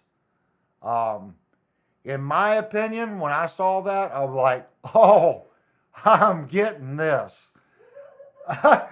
there was no way I was walking out at that price. 140 bucks. I think it was like 130, and then I had tax. So I think it was like 140 bucks for the jacket and the pants. So I was just like, sold. And that's why I was scrambling, trying to find, that was the last pair of pants they had in that size, and the last jacket they had in that size. And I was real fortunate because they had another jacket, exact same cut, but they had the white with the gray. Then they had the gray with the red. But none of them had the pants to match. They may have the small with the large, or the extra large with the the small pants. This was the only one that I just got lucky because that's the 2XL or XL. The jacket is a 2X. The jacket is 2XL and the pants are L, so it doesn't go by like 32, 34. So the L goes from 32, I think they said, to 35 waist. 36. Yeah, 36. So at that price point, $140. Yeah. And then, of course, Linnell found her helmet. Now, I'm going to steal her old helmet because, believe it or not, we use the same size helmet. And I have a white convertible helmet that the face shield comes back and rolls back. It's modular, right. And she has the exact same helmet, but it's silver. And that silver is the exact same color as my bike. So I'm going to steal her helmet.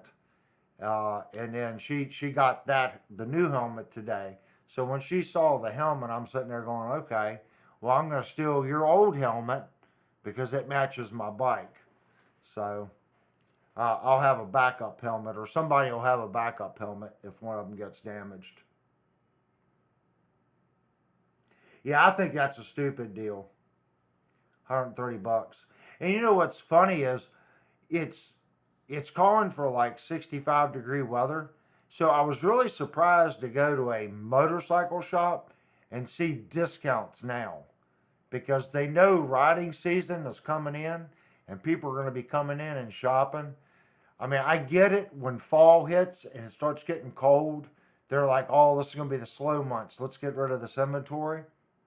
But right now, you know, when the riding season is just starting to take off, everyone's getting the itch because there's been a couple warm days. And they're like, it's motorcycle time. I figured there wouldn't be any sales. I figured we'd go in, look around. We wanted something to do before Shenandoah Music opened. So I was like, well, let's go over to the motorcycle place and let's look around. And of course, when we go look around, we always find something. I had just bought a pair of riding boots. I'd never had a pair of real motorcycle boots, and I bought those when I took my M3 class last fall because I'm getting old, and I said, well, let me take my M3 course. That way, when I can't ride a motorcycle anymore, I can at least ride a fake motorcycle. And everyone laughed at me at the course. They said, why are you here? And I'm like, well, legally, I can't drive one of these. They go, these things are simple. And I'm like, that's not what DMV says. I got to take this class, you know, so I can ride one of these darn things.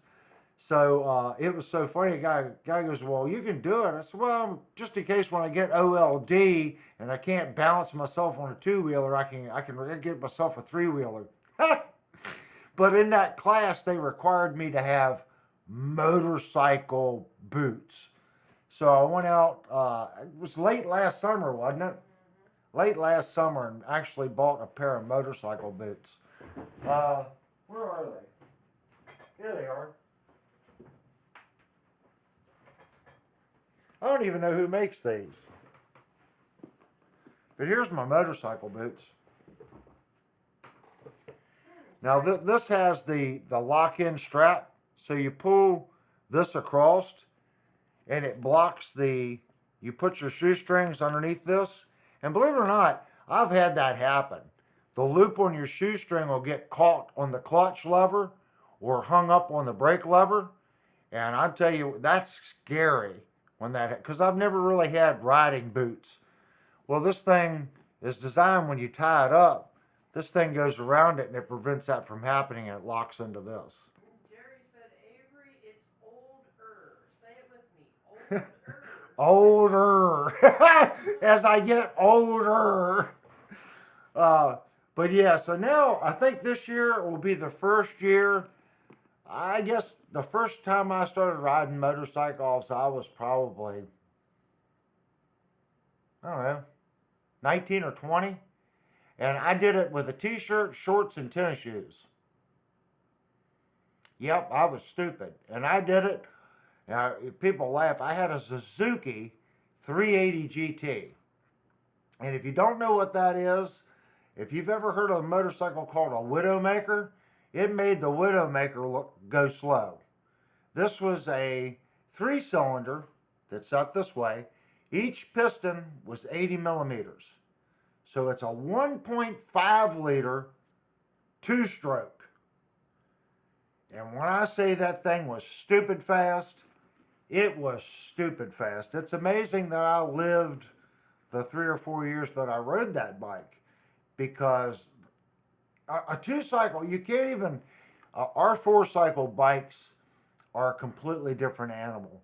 A 2-cycle bike will spin up, and it just does, they're insanely powerful.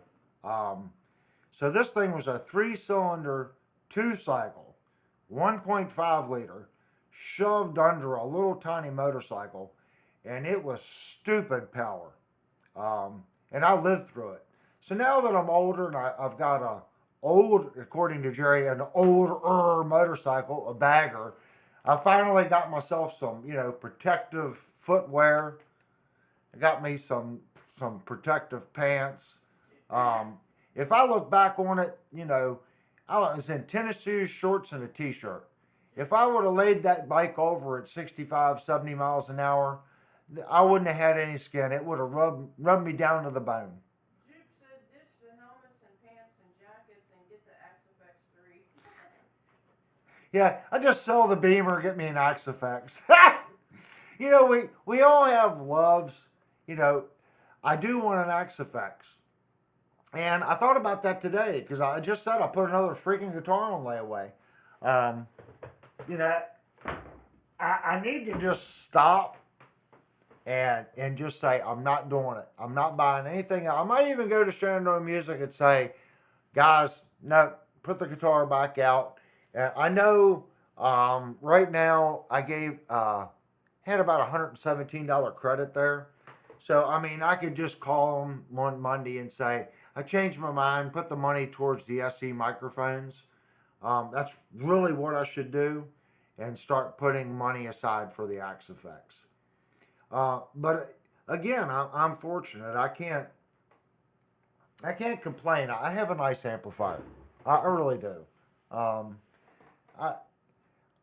In reality, I could spend $700 and get the smaller Axifex, just the little effects unit, and I could run that with the Synergy. But I'm looking at it two ways. I don't know how many people saw the live stream where we compared the rack amplifier to the HX Stomp. But there's a lot of advantage to being able to go direct out without the amplifier and the speakers. With the FX3, I could do that. I could come right out of that with an IR directly to the and be able to talk to you guys. Like tonight, I got to reach over, I got to hit the button and turn off this microphone, turn on the other ones. Going direct to the DAW or the interface, I can have this microphone hot. So I can sit here and talk to you guys and jam, and we can interact as I play. With the open cabinet no microphone, I can't, because this microphone is going through the 286S, which has a compressor and a limiter and a gate, and it just acts funny. It makes the guitar sound funny. So I could use the Axifex that way, okay? Plus, I could go right out of the Axifex to the power amp, okay?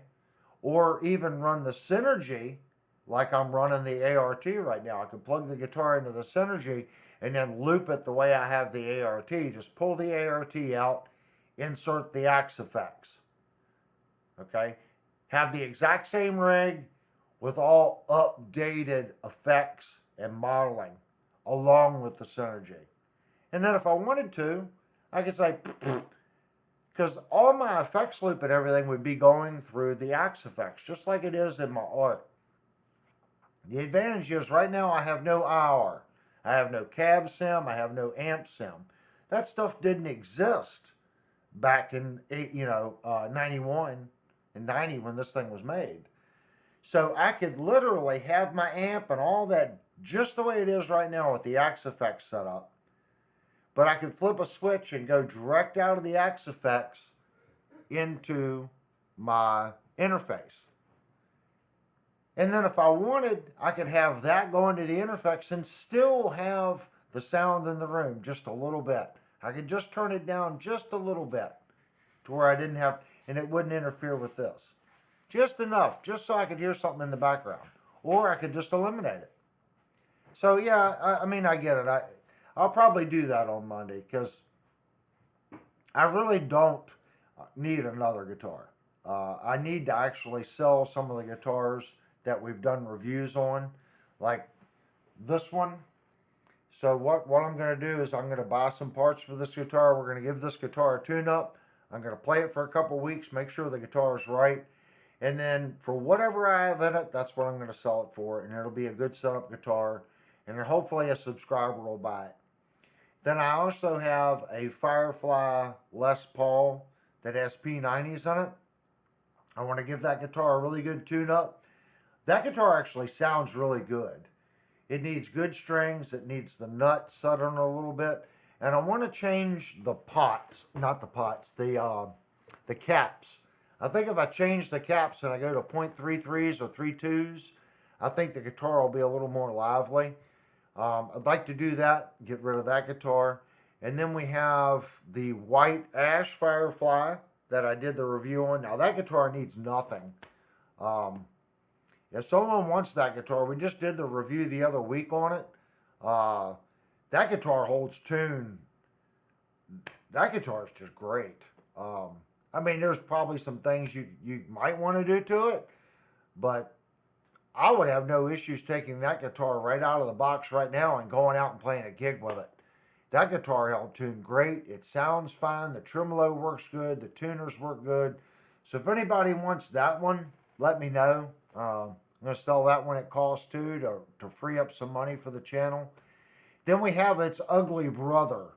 Exact same guitar in the Berry Burst downstairs that has the older Floyd Rose tremolo that Firefly used to use. That tremolo is trash. It needs a tremolo system. If someone wants that guitar, I am not going to fix it unless someone wants it.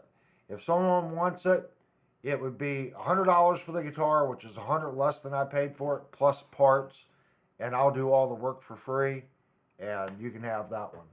And it'll be cool videos. But as it is, if you want it, it's $100, but it will not stay in tune. If you grab that tremolo bar and move it, it's going out of tune. And it's so bad, the locking nut right here, it didn't have a string tree from the factory.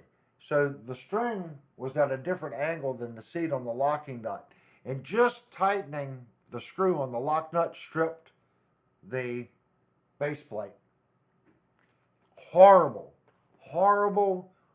When I say horrible, horrible tremolo and horrible lock. 100% trash. I even said it in the video. A lot of people say, oh, you're the Firefly fanboy. If I don't care what the brand is, if I get a guitar and I review it and it's awful, I point it out in the video, and that guitar was awful. Could it be a good guitar? Yes. The frets and the fret polishing and the neck and the fit and finish, as far as the finish on the guitar, very nice. It just has a real tremolo and a real locking nut, and it has no string tree. So it needs a string tree, locking nut, and a good tremolo. Pickups in the guitar sounded okay. I think the white one, there were 7 months between them. I think the white one did sound a little better. I could be complete. Maybe it's the same pickup. I don't remember. But I did a review on it. Y'all can go back and watch that one. So that's one I'm going to get rid of. And believe it or not, I'm probably going to get rid of one of my Kramers. Either the gray. I've been bouncing this back and forth in my head for about 6 months. I like my gray one because I redid the frets and made the frets flatter on the top. But I also have a yellow one. So I really don't need 2 of them. So I'm probably going to sell one of those. Hate to say. And then if anyone wants it, the guitar that started the channel, okay, If you all know the guitar that started this channel, that's the FFMN. It's right here. I am going to sell that guitar. I did a whole video breaking down every part that's in that guitar. Um, and I show the receipts and everything in that video. If a subscriber wants it, it's $100 less than I have in it. My labor's free. So if you're that interested in it, go back, watch the video that I go over the parts, take the total and take $100 off, and that's what you can own that guitar for. That one needs to leave music and gear as well. It's time to get some new stuff in and do some more reviews. I get it. The channel's done over 52 or 53 guitar reviews, but I still have about 10 guitars here that need to go before I. That's another reason why I'm thinking about canceling the Rev Star. Jerry says with a case. I don't have a case for the Fireflies. No. No cases for any of the Fireflies.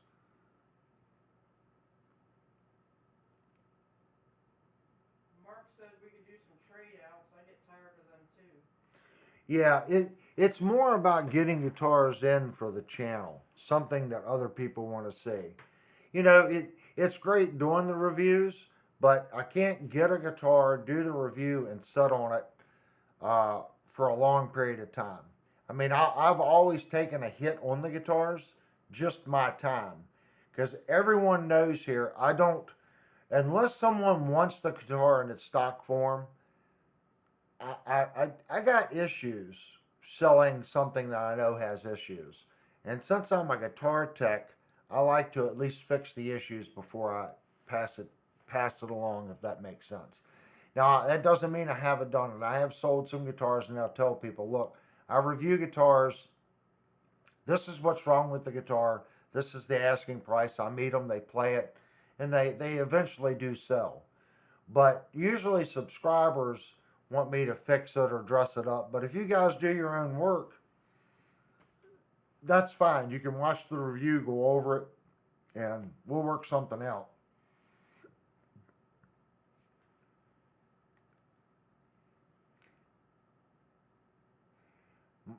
If I like that FF yellow guitar. I'm wanting to say you're talking about this one. He says he likes the FFMN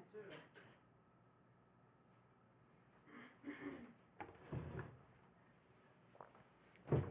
Now, before this guitar goes to its new home, it has one problem. And I pointed it out in the very last video. And I was going to go back and fix it, but I kind of moved on. If you look at the very last video, this has a 42 millimeter block in it. And you can see that block takes up, it's a huge block. So I need to take the block out of the guitar, and then I want to mill 2 millimeters off the block. And the only reason for it is, under a hard movement, there's not enough room for the corner of the block to pass the cover plate. It needs about 2 millimeters removed. Or I could try to take this, and it still has the shim between the block and the ridge plate. I might be able to take the shim out and mount the block directly to the base. But I was going to take 2 millimeters off the solid brass block, which is easy to do. Put it on my mill. I can mill out 2 millimeters, and then also remove the shim, and then the guitar will be 100% spot on. You can go back and watch the last review on this one, where I beat the piss out of the bar on this guitar. This guitar is just rock solid. The neck was reshaped, and it has 4 coats of tried and true on it. New tuning keys. These are Schaller locking tuning keys.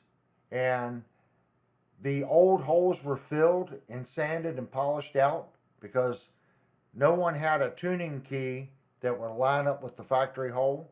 And no, you really can't see the other hole. The video on the guitars will show what I did. So I actually made pieces of wood to put in here, sanded the neck, polished it out, and filled. And then I also had to bore the holes a little bit. And then I put an upgraded nut here. So this is the better nut. I think this is a goth nut.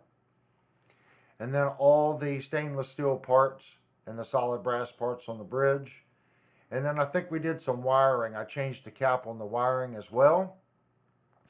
Then I did a full fret job on this guitar. The frets on this guitar are perfect. When I say butter smooth, everything on this thing is just awesome. It's just time for it to go on. And I was keeping it because this was the guitar that started the channel. This was my first review. And this guitar didn't get a very good review. The whole part in the rebuild thing was its honesty. Everyone was buying these Firefly guitars. Oh, it's great, it's great. They need nothing. I get this one. The frets were a little wacky on it. Some of them drove all the way in. The bridge sucked. It wouldn't stay in tune. I'm like, well, this thing isn't that good. I said, but let's be honest. It's not that good. But then I went right back in and started doing videos. If you have this guitar, and the first group of videos was taking this guitar with stock parts and fixing it. How good can you make this guitar only using the stock parts? And the first 3 out videos after the first review was fixing the bridge, taking the factory parts and fixing all the machining errors and making it work as good as it could work using the stock parts. Then redoing the frets, I think I did a little bit of work on the neck, not that much. Then I said, okay, you got this guitar and you want to just make it an awesome guitar. Let's put different tuning keys on it. Let's change the cap on the pickups, find something that works really well, and do a hot rodded bridge. Mikey said, isn't the shim to keep the springs stiff? What's this? Mikey said, isn't the shim to keep the springs stiff? Well, there's 2 plates. All right, you've got one plate that the spring controls the saddle here. Okay, that's not the shim. That's a spring plate. The spring plate goes on underneath and comes across, and it pushes on the bottoms of these screws. So when the tuner's tuned down, it pushes on that and the spring pushes up. But for whatever reason, Floyd Rose has a spacer. And sometimes it's actually made out of plastic. Sometimes it's aluminum, sometimes it's brass. I just call it a shim, but it's actually a spacer that goes between the plate and the block. Okay? That's not part of the spring plate that we just talked about. That's usually like a millimeter and a half thick. Every Floyd Rose clone or Floyd Rose I've ever taken apart has that. It's just a rectangle piece of steel with 3 holes in it. That's all it is. And I don't really see where it serves a purpose unless the bottom side of your block is setting low. But you're only gaining, like I said, like 1.5 millimeters height to push the upper part of the spring up even to the claw. I really don't see it doing that because you've got the 32, 34, 36. I've seen 37.5, 40, and 42. This one here is a 42 inch, 42 millimeter block, which is a little big. But you can only get the 42, 37, and 32 in the L block. So I ordered the 42. Of course, the 37 would work, but you're going to lose mass. And mass gives you the sustain. So what I would do, but whoever wants this guitar, I'm going to take the bridge apart and I want to mill 2 millimeters off that block. You're still going to end up with 40 millimeter block, which gives you 3 more millimeters of that wider section of the block over the 37. Okay, it's a lot more mass. Even though you're only talking a couple millimeters in brass, since it's an L block. See how it covers the whole bottom? That's a lot of mass. So could you just do the 37 and do no machine work? Sure. But we took this, I wanted to take it to the extreme level. What's the maximum we can fit in here? I think if you just took the shim out, it would probably be okay. But depending on your setup and your bridge location, right now the bridge is just a fraction low. Okay? It needs to come up just a little bit in the back. That would help the spacing in the back. But just depending on where your spring tension is and your string tension, it changes the base plate. I think by taking 2 millimeters off and removing the shim, it wouldn't necessarily matter if your setup was perfect or not. The plate's never going to hit the rear cover. Curtis Gale said, leave it like it is and take the back plate off. You can do that.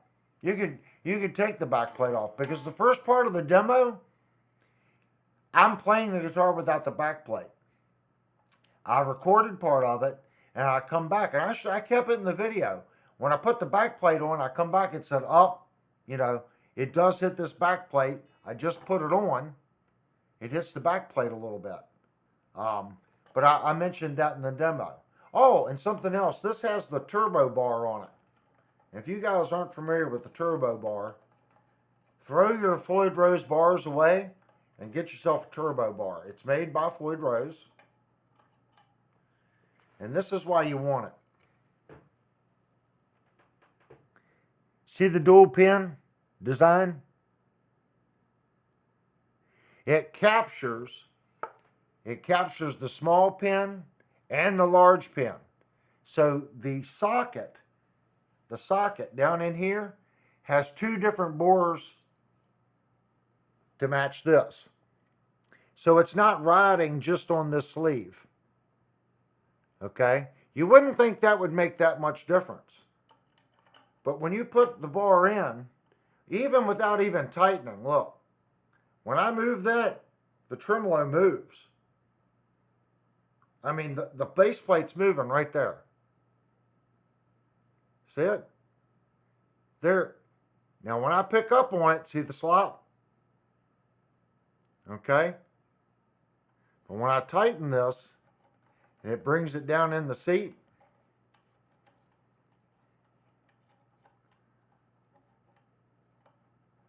all right, still moving freely. Now look at your slop.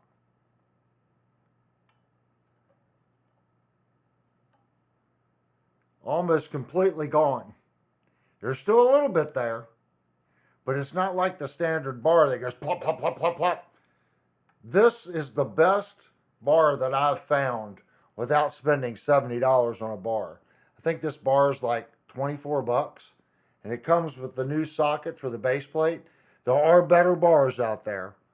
I'm not going to say that this is the best one. This is the best one under $50 as far as slop. I'm going to say 2 millimeters of slop. You can see me moving. That's the slop. But it freely moves. I don't have it locked to where it doesn't move. See? I can get all the slop out if I tighten it more. But I want the bar to go swing out of position when I'm done playing. See? That's the trick. Does it move freely and still only have about 2 millimeters of slop? I love the little turbo bars. I do that to any guitar that I play a lot, gets the turbo bar. It's like 24 bucks or something. And you gotta pull the tremolo apart because you gotta replace the base plate. But that's probably one of the biggest upgrades that you can do as far as precision on your Floyd Rose. Because when you move the bar, you want the bridge to move. You don't want to push down and go click, and then it engages. It gets that pop-up. You know, it's a nice bar. So this one's ready to rock and roll. But before it goes to its new home, I'm definitely going to machine the piece. Or if someone wants to just take the back cover off and just rock it in its form right now, this sucker is a player. Curtis Gale says I like tight bar for fluttering. Yes, this guitar I have set up for that. And I went through several. You think you get a good grasp on it. But when you start changing the mass of the block and the mass of the saddles, it changes the spring ratio on what you need as far as tension. And it's hard. I went through the green, the red, the black fenders, or no, the green, red, black Floyd Rose, the black fenders, the silver fenders, Music Lily, and another brand that I had. I don't even remember what's in the guitar right now. But whatever I landed on was for what I had, the best for fluttering and the best as far as tension. It also, I'm not going to say it's loose. This is a very firm feeling bridge. It probably, for what I like, it's a little firmer than my Kramer.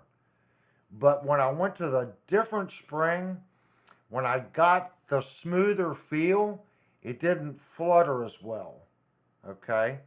So I think for fluttering and smoothness, for what I had in here, the 8 different kinds of springs that I had, this set that's in it seemed to work the best. And I want to say that this is a combination. They're black. So it's either the coated black fender springs or the coated black Floyd Rose springs that are on it. You would have to go back and I think I mentioned that in the video, which springs I actually landed on. I don't remember. The biggest difference I know is Eddie's Music Man had 6 screws on the back plate. Well, this plate has 6. This plate has 3. And on this one, plates are pretty solid. Now there's no screw right here. And you can hear there's a little bounce. See how it sounds there? But when I go up here, and I get it. That's being stupid picky. It's not bouncing on the guitar, but when you can hear it. He's talking about on the chrome plate that holds the neck on. All right here. Yeah, this is 4 screw. And I reshaped this too from the stock to make this more even, following the body of the guitar. And this whole piece here was reshaped. From the factory, it's thicker right here. See how mine stays pretty consistent to about right here, and then it changes. So I sanded this out a little bit more.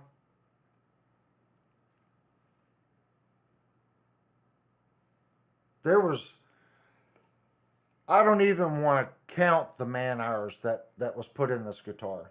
It was a ridiculous amount of man hours put into this guitar. And it's been played. It's got a ding. It's got a little small ding somewhere.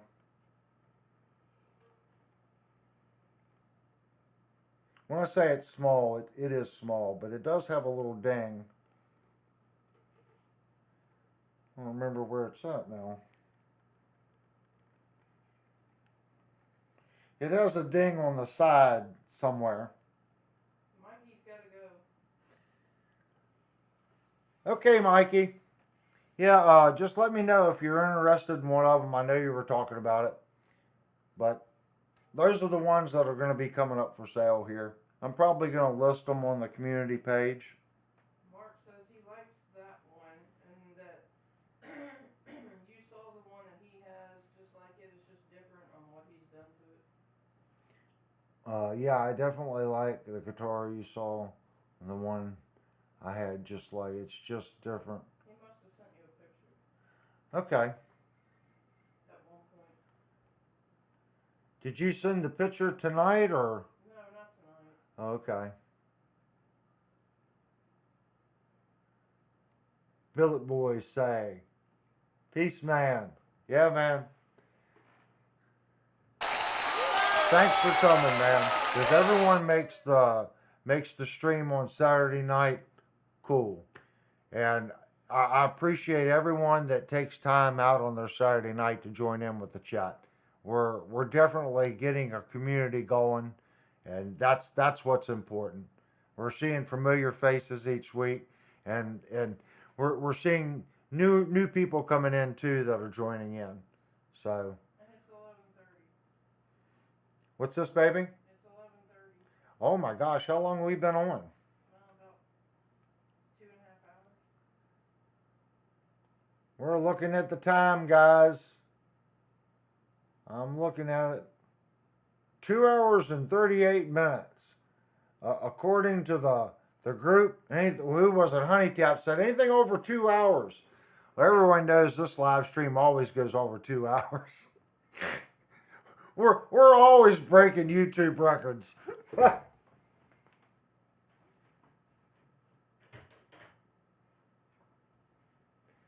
always gonna break the YouTube records. So, guys, I think what we're gonna do. I didn't want to change up too much. I think our through the week stream should be our guitar reviews and stuff like that. Saturday night's always the chat session and just get together and talk whatever. I know we said we were going to review the Squire, so we're going to do that this week. And then I think if everyone's okay with it, let's just do another Thursday night stream. It seemed to go okay. Um, uh, Unless everyone liked Fridays better. But I thought the Thursday night was fine. So Thursday night can be our gear night on new stuff.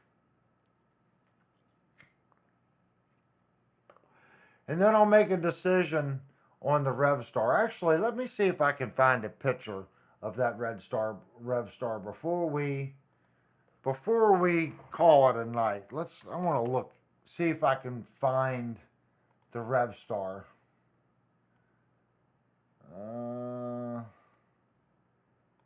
I'm going to go to Sweetwater just because I know Shandor Music doesn't have a very good website.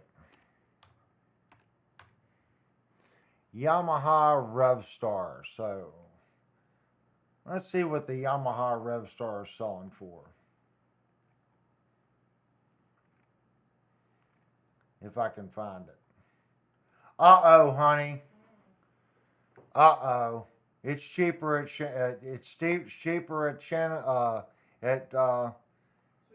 Sweetwater. That's okay. I got to support my local music store. So here's the guitar I got, or I put on layaway. And it is this wild color. It looks more, I don't know, it's not a good representation of the color.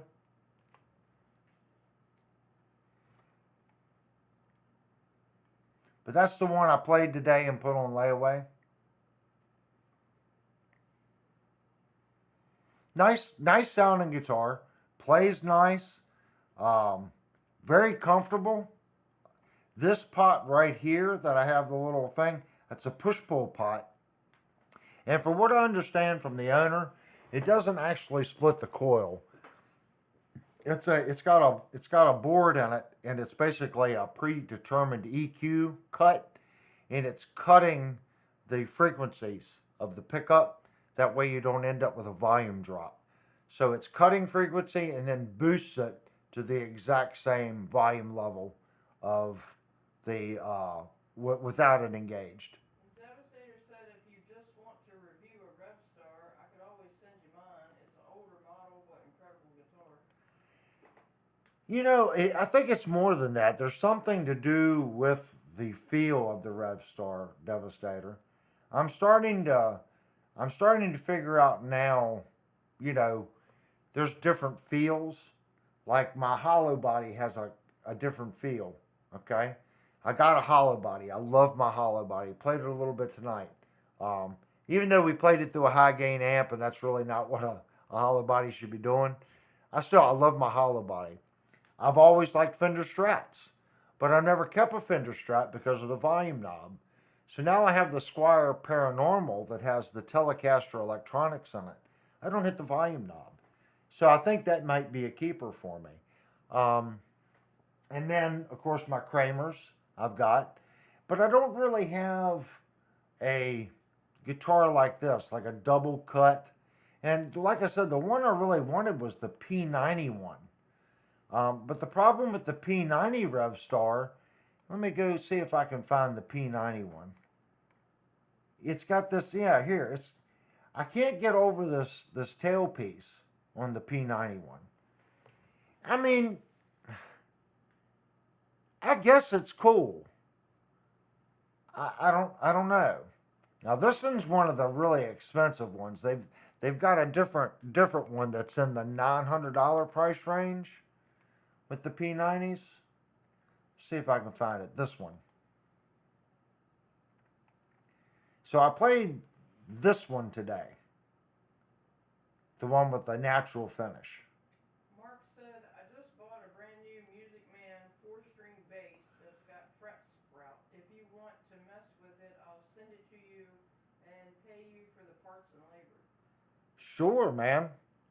Fret sprout. Where exactly do you live? You may have already answered that, but I need to know where you live and if you have a way of checking the humidity in your house.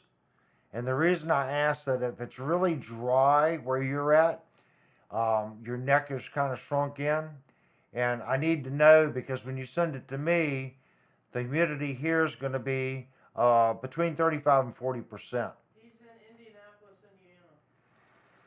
Indiana. Okay, well, what I would do is go to your weather app and see what the humidity has been lately.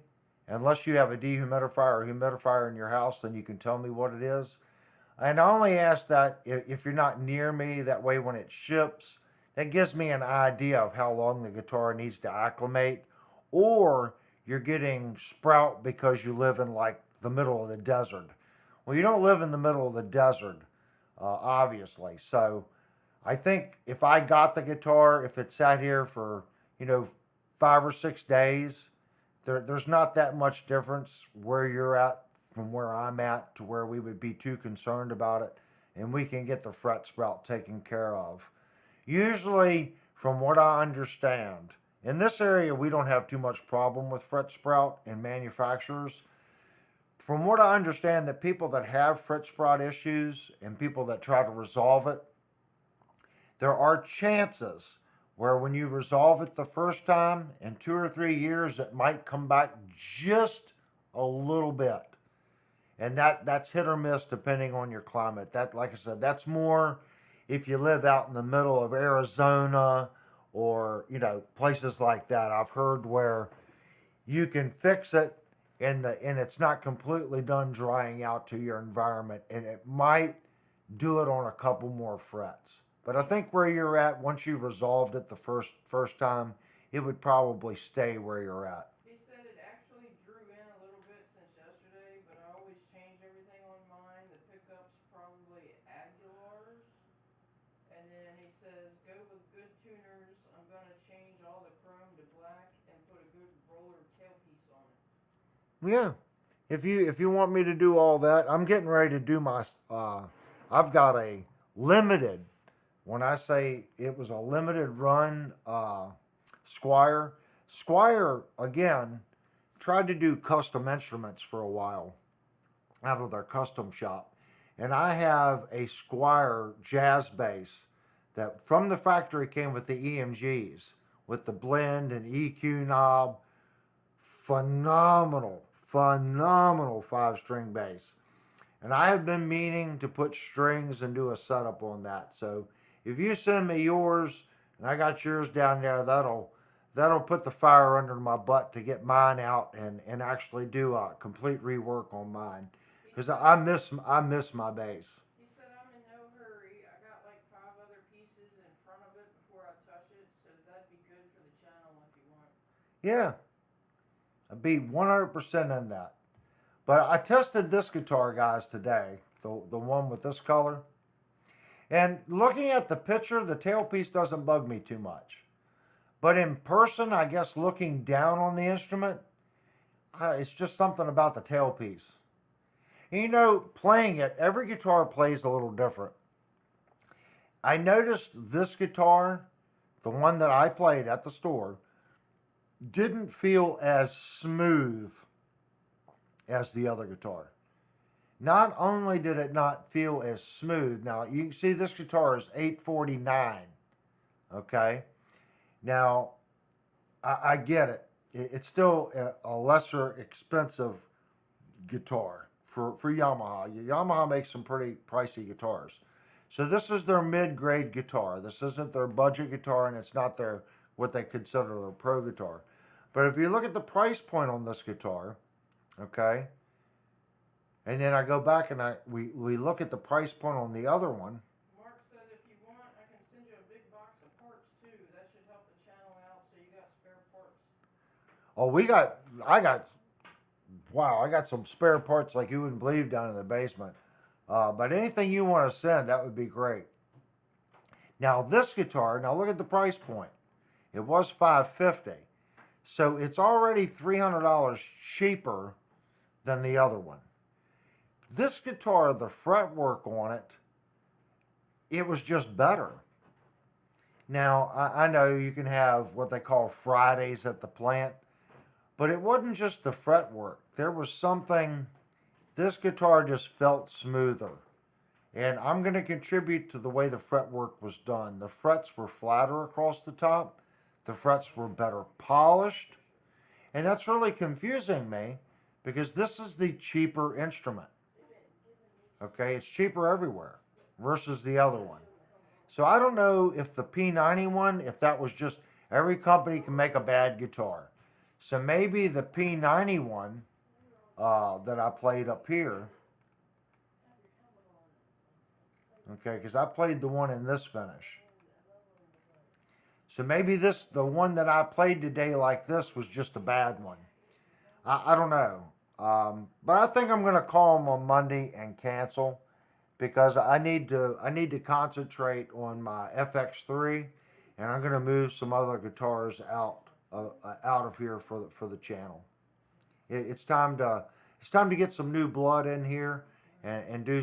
And we've got some reviews coming up. Like I said, this coming Thursday we're going to review the Squire Paranormal.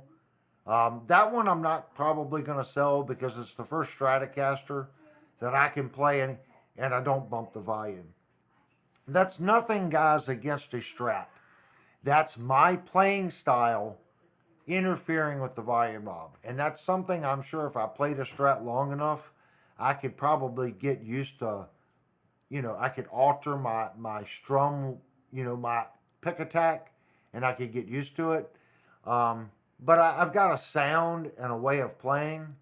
So I'm going to pick an instrument that fits my playing style, if that makes sense. And the Paranormal with the Strat body and the Telecaster electronics, it seems to fit my needs. Everybody's different. So I think the Paranormal is going to stay. Then I don't know what we're going to review after that. We might review the Jackson Flying V. It'll be one of those guitars. We'll make a poll when we Thursday night. I'll do a list of the new guitars that are here waiting for review. And any guitar that you guys have seen on the channel, if you all are interested in, some of them have been sold. Just send me an email and I can tell you whether or not that one's been sold or not. But I think I went over the ones that I have that need to go. Everyone knows. I lost my chat. Let me open my chat window here, guys, so I can see what's going on. Yeah, Mark, I don't know if you've got the email, but if you go to the main page, there's a tab where it says contact. Just click on that. It's pretty easy because a lot of people send me emails.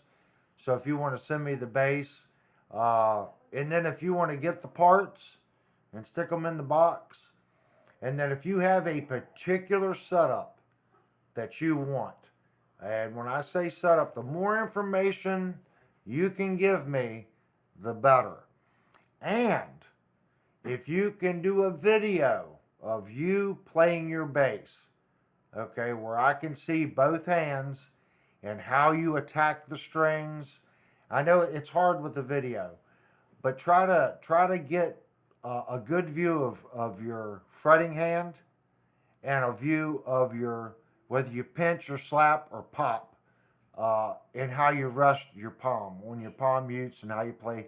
Need to see both hands because that'll kind of change the setup. But if you have a good idea, if you've got a bass that you like the setup on, and you have a way of measuring it, you can measure that one, and we can attempt to set yours up similar to the one that you like. I don't know if you have a string gauge tool that you can go through, or you might even know your setup, the specs that you want. Any information like that helps me set the guitar up to your liking because everyone's different, man. He said, is it possible that you could just make a list and email it to everybody? I can make, I don't know. I'm sure I could do a joined email, but I don't have everyone's email already saved in my. If you've sent me an email already, I know I can group things together and I could send it out. Probably the easiest thing for me to go is go under my channel, go to posts, and then I can post the guitar that's up for sale. And then you guys will know it. I can take a picture of it. Probably be easier just to maybe do that. Or I tell you what we could do. Next Saturday night, I can get all the guitars out, and then we can do a show and tell on them too for next Saturday night. But I'll try to post something in the post area of the channel and list the guitars for sale. There'll be something there. Like I said, there's about 5 or 6 different guitars. It'll be the Firefly FFN, the Firefly White Ash Body that we just did the review on with the 2-point trim, Firefly Berry Burst, which is still an FST Strat, but it's the modern, like the Ibanez Strat. That one has the Floyd Rose tremolo on it. That one is the bad one. That one's, I can tell you right now, it's $100 if you want it in its stock form. It does need a bridge. Count on replacing the bridge and the locking nut because they're both horrible. And then I have a Firefly Les Paul with P90s. That guitar is very nice. That's a nice playing guitar. Let me see, what else do we have that I'm trying to remember. Oh, and there's going to be a Kramer. One of my Kramers are going to go up for sale. And if it goes to a subscriber, I'll make you a good deal on the Kramer. Probably be like $500 for one of the Kramers. And that's dirt cheap for a Beretta. So it'll either be the gray one or the yellow banana one. And then I'm sure there's probably more guitars downstairs that I'm not even thinking about. I got an FFDC that's hanging on the wall down there. When I get that guitar done, that one will be for sale as well.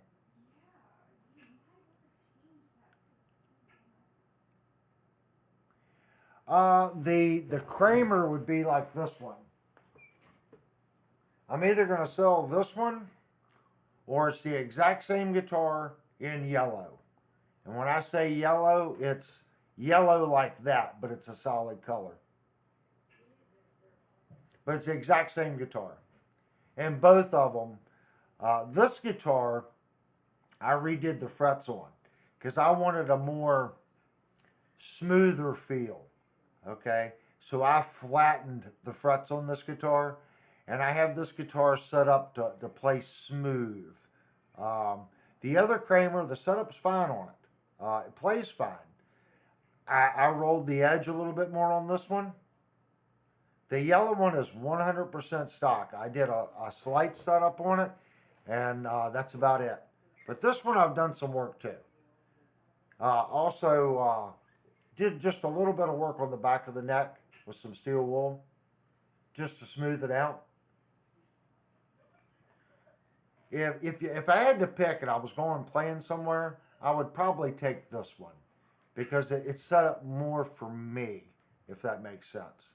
Like just doing this, the frets are just glass on this guitar because I did what they call a really high polished fret job on this one, so I really polished the frets on it. You can comb your hair in the shine on these frets. The yellow one, I haven't, like I said, it's 100% stock. This one probably has more playtime on it. The yellow one may have, I'm gonna guess 20 hours max of playtime. This one's got a lot more playtime on it. Just simply because I set it up more for my liking. That's why I brought the gray one out when I broke the string on the Night Swan. But one of those are going to go up for sale, and I'm sure I have other ones back there that I'll have to go. I'll go through them tomorrow and make a post for you guys if anyone wants anything. He goes, sorry, I was talking to taking out. He was talking to one of the dogs. He was talking to one of the dogs. It said it came up and said Roosevelt. I'll take it if you want to sell the yellow one. Oh yeah. I don't know how hard it would be to get the yellow one out. Give me a second. Let me go see where the yellow one is.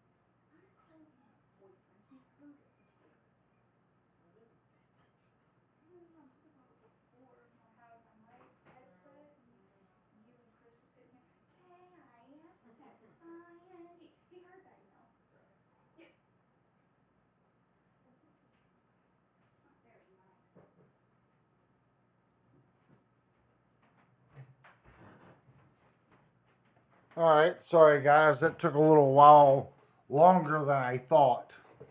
So here's the yellow one. It's the exact same guitar. So let me grab the other one.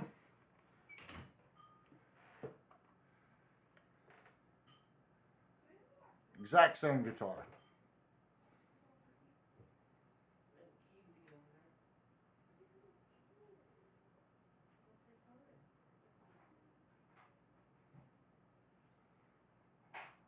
So there you go, there's the two of them.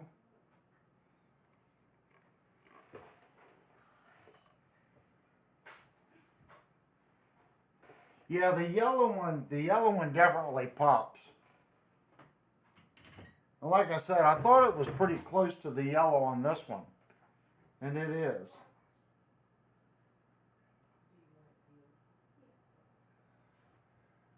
So you can see in the light, it's pretty bright. Exact same configuration. Exact same print on the neck with the gold Kramer. Got the tuning keys on the locking keys on the back here. FR1000 bridge, Seymour Duncan JB, and of course the push-pull volume pot for splitting the pickup.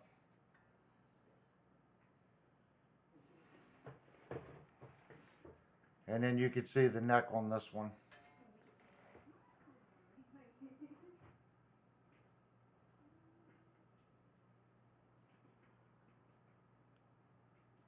It's quite shiny.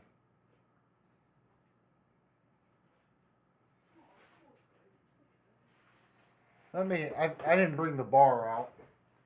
Let me see, is it? Yeah. I haven't played this guitar in a long time.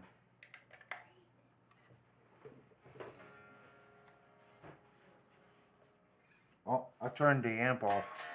Hold on.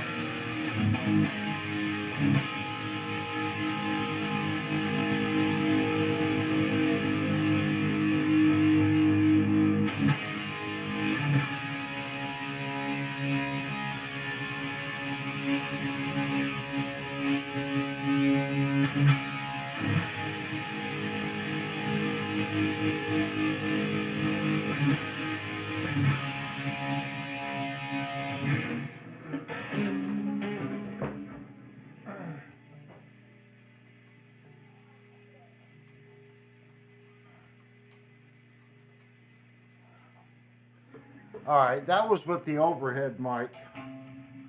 So I'm putting the bar from the other one in it.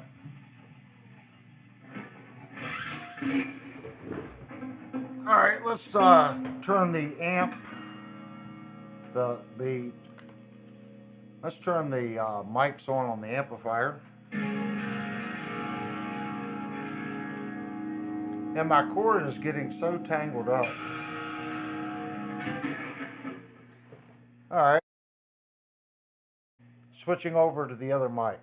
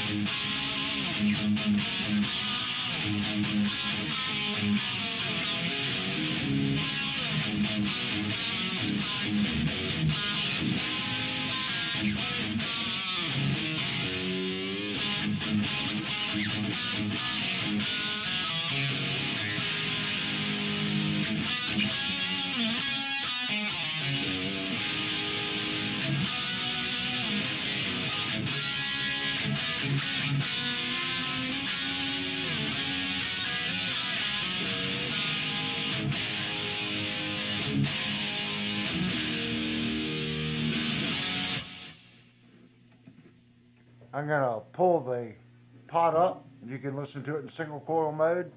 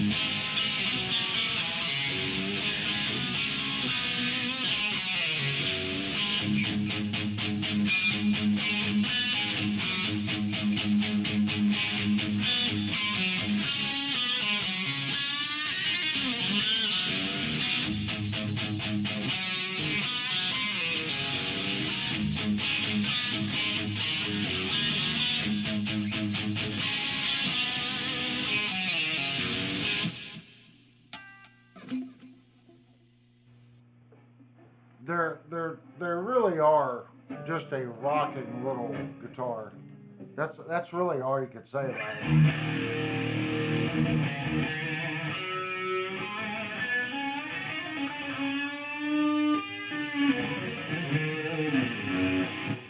And that's using that mic, so the up and down is the gate. So when I turn on the other mic,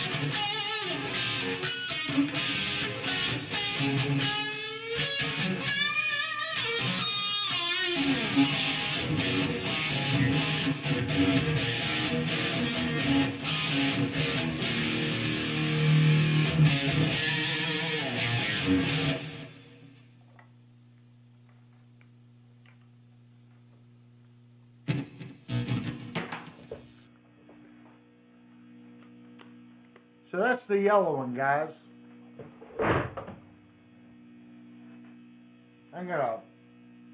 I don't really have a place to put it. Let me take it back in there real quick. Hold on.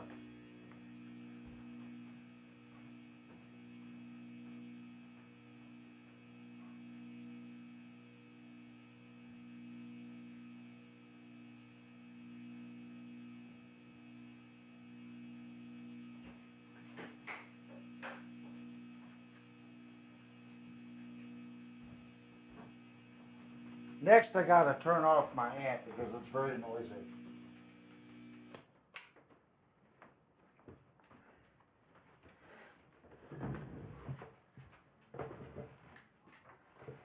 So what'd you guys think of the yellow Kramer?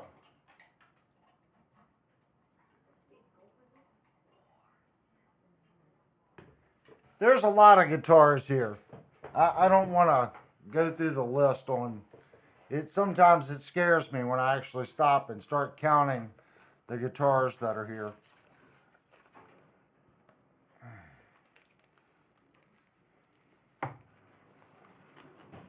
It is yours, Mark, if you want it.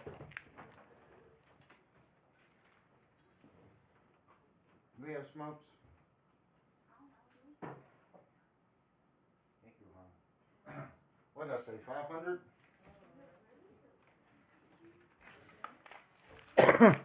I don't even remember what I said, price-wise on that. I think I said 500, didn't I? I don't remember.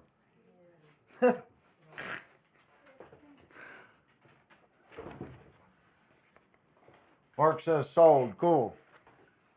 Yeah, just go to the thing, send me an email. That's the little one doing the little bunny ears. Wait till I'll get her later. Oh my gosh, Jerry's doing a 50% offer.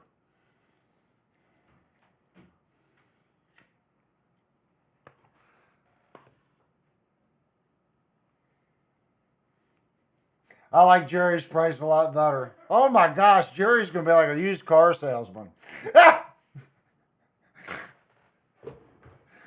Oh my gosh, everybody's double teaming me. That's too funny. Yeah, send me an email, man. We'll make it happen.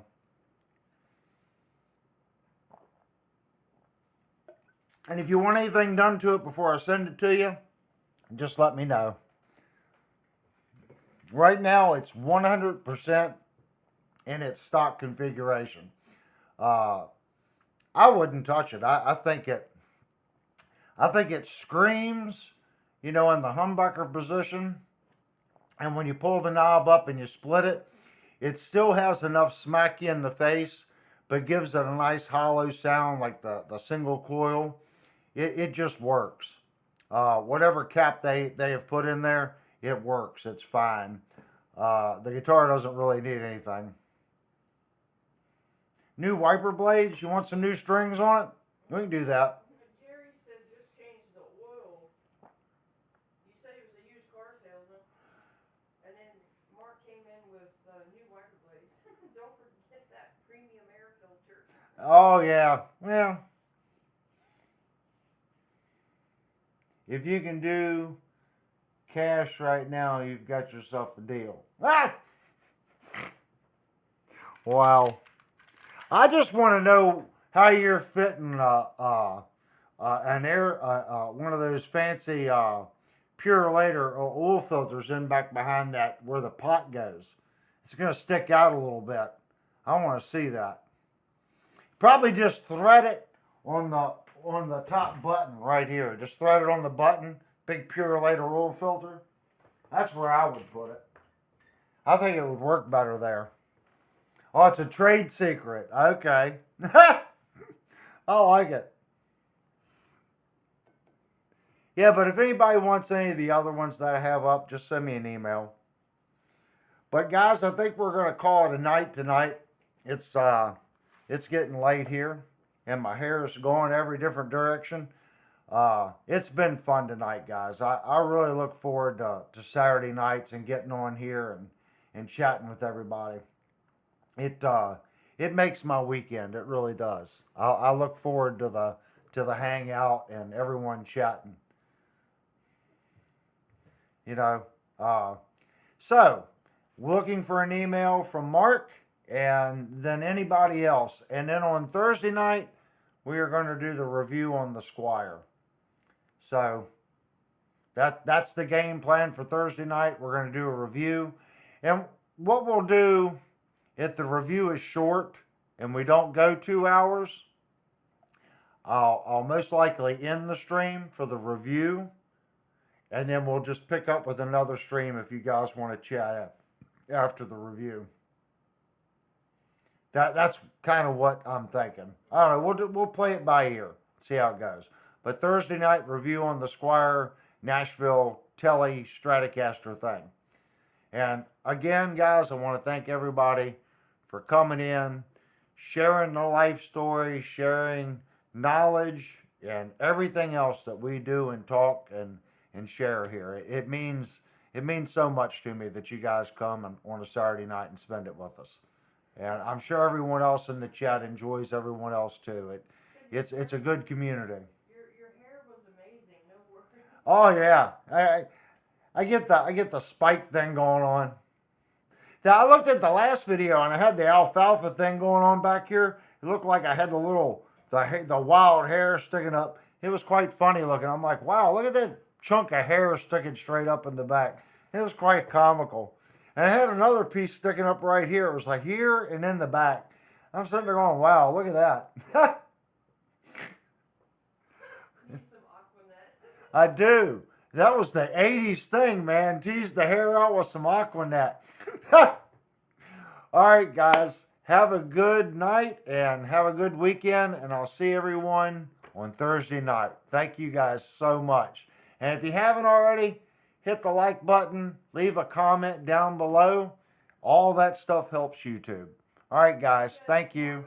Mark says, I don't know whether you guys want it or not, but he's got about 2 5-pound bags of premium dog food for $35 a piece. His dogs won't touch it. Oh my gosh. My dogs are kind of picky sometimes too. The one that this one right here, he doesn't do well on changing the diet.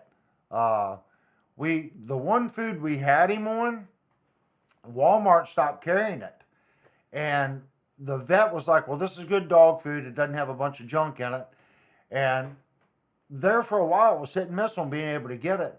And then one time we just went in, they never had it. We had to switch his food. And it took about 2 bags for him to not get sick from it. He didn't do well on changing dog food. He said you can have it for free.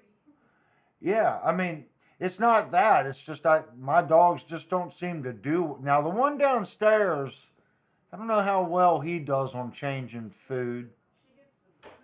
Yeah, both of my dogs seem to get the number twos, if you know what I mean. If you change their food, so they seem to be well balanced now. So I don't think we're gonna do a diet change for the two monsters that we got. Curtain Scale said you need a beanie with a spinner. I need a what? A beanie hat with a spinner. Oh, I'd take one of those. I could sport a beanie hat with a spinner. I could do that. Or you know what would be better, Kurt N scale? I need one that has the spinner like the Peterson strobe tuner. It can spin up, it can go from G to A, and as I talk, you can see if I'm talking in tune or not. That's what, if you guys know where I can get one of those, it's got the big strobe tuner thing on the top, I would sport that in a heartbeat. I would. Someone needs to invent that if it isn't already invented. I would do that. All right, guys. Have a good night, and thank you again for checking in. I'll see everybody on Thursday. Like I said, guys, if you send me an email, I may not respond, right away, but usually within 1 or 2 days, I'll get to it. Or you can go to the comment and post section of the channel, leave a comment and say, look, I just sent you an email, and that'll let me know that I need to go and check my email. But Mark, I look forward to your email on the Kramer, and everyone else, I'll either see your next email or I'll see you on Thursday. All right, guys. Night.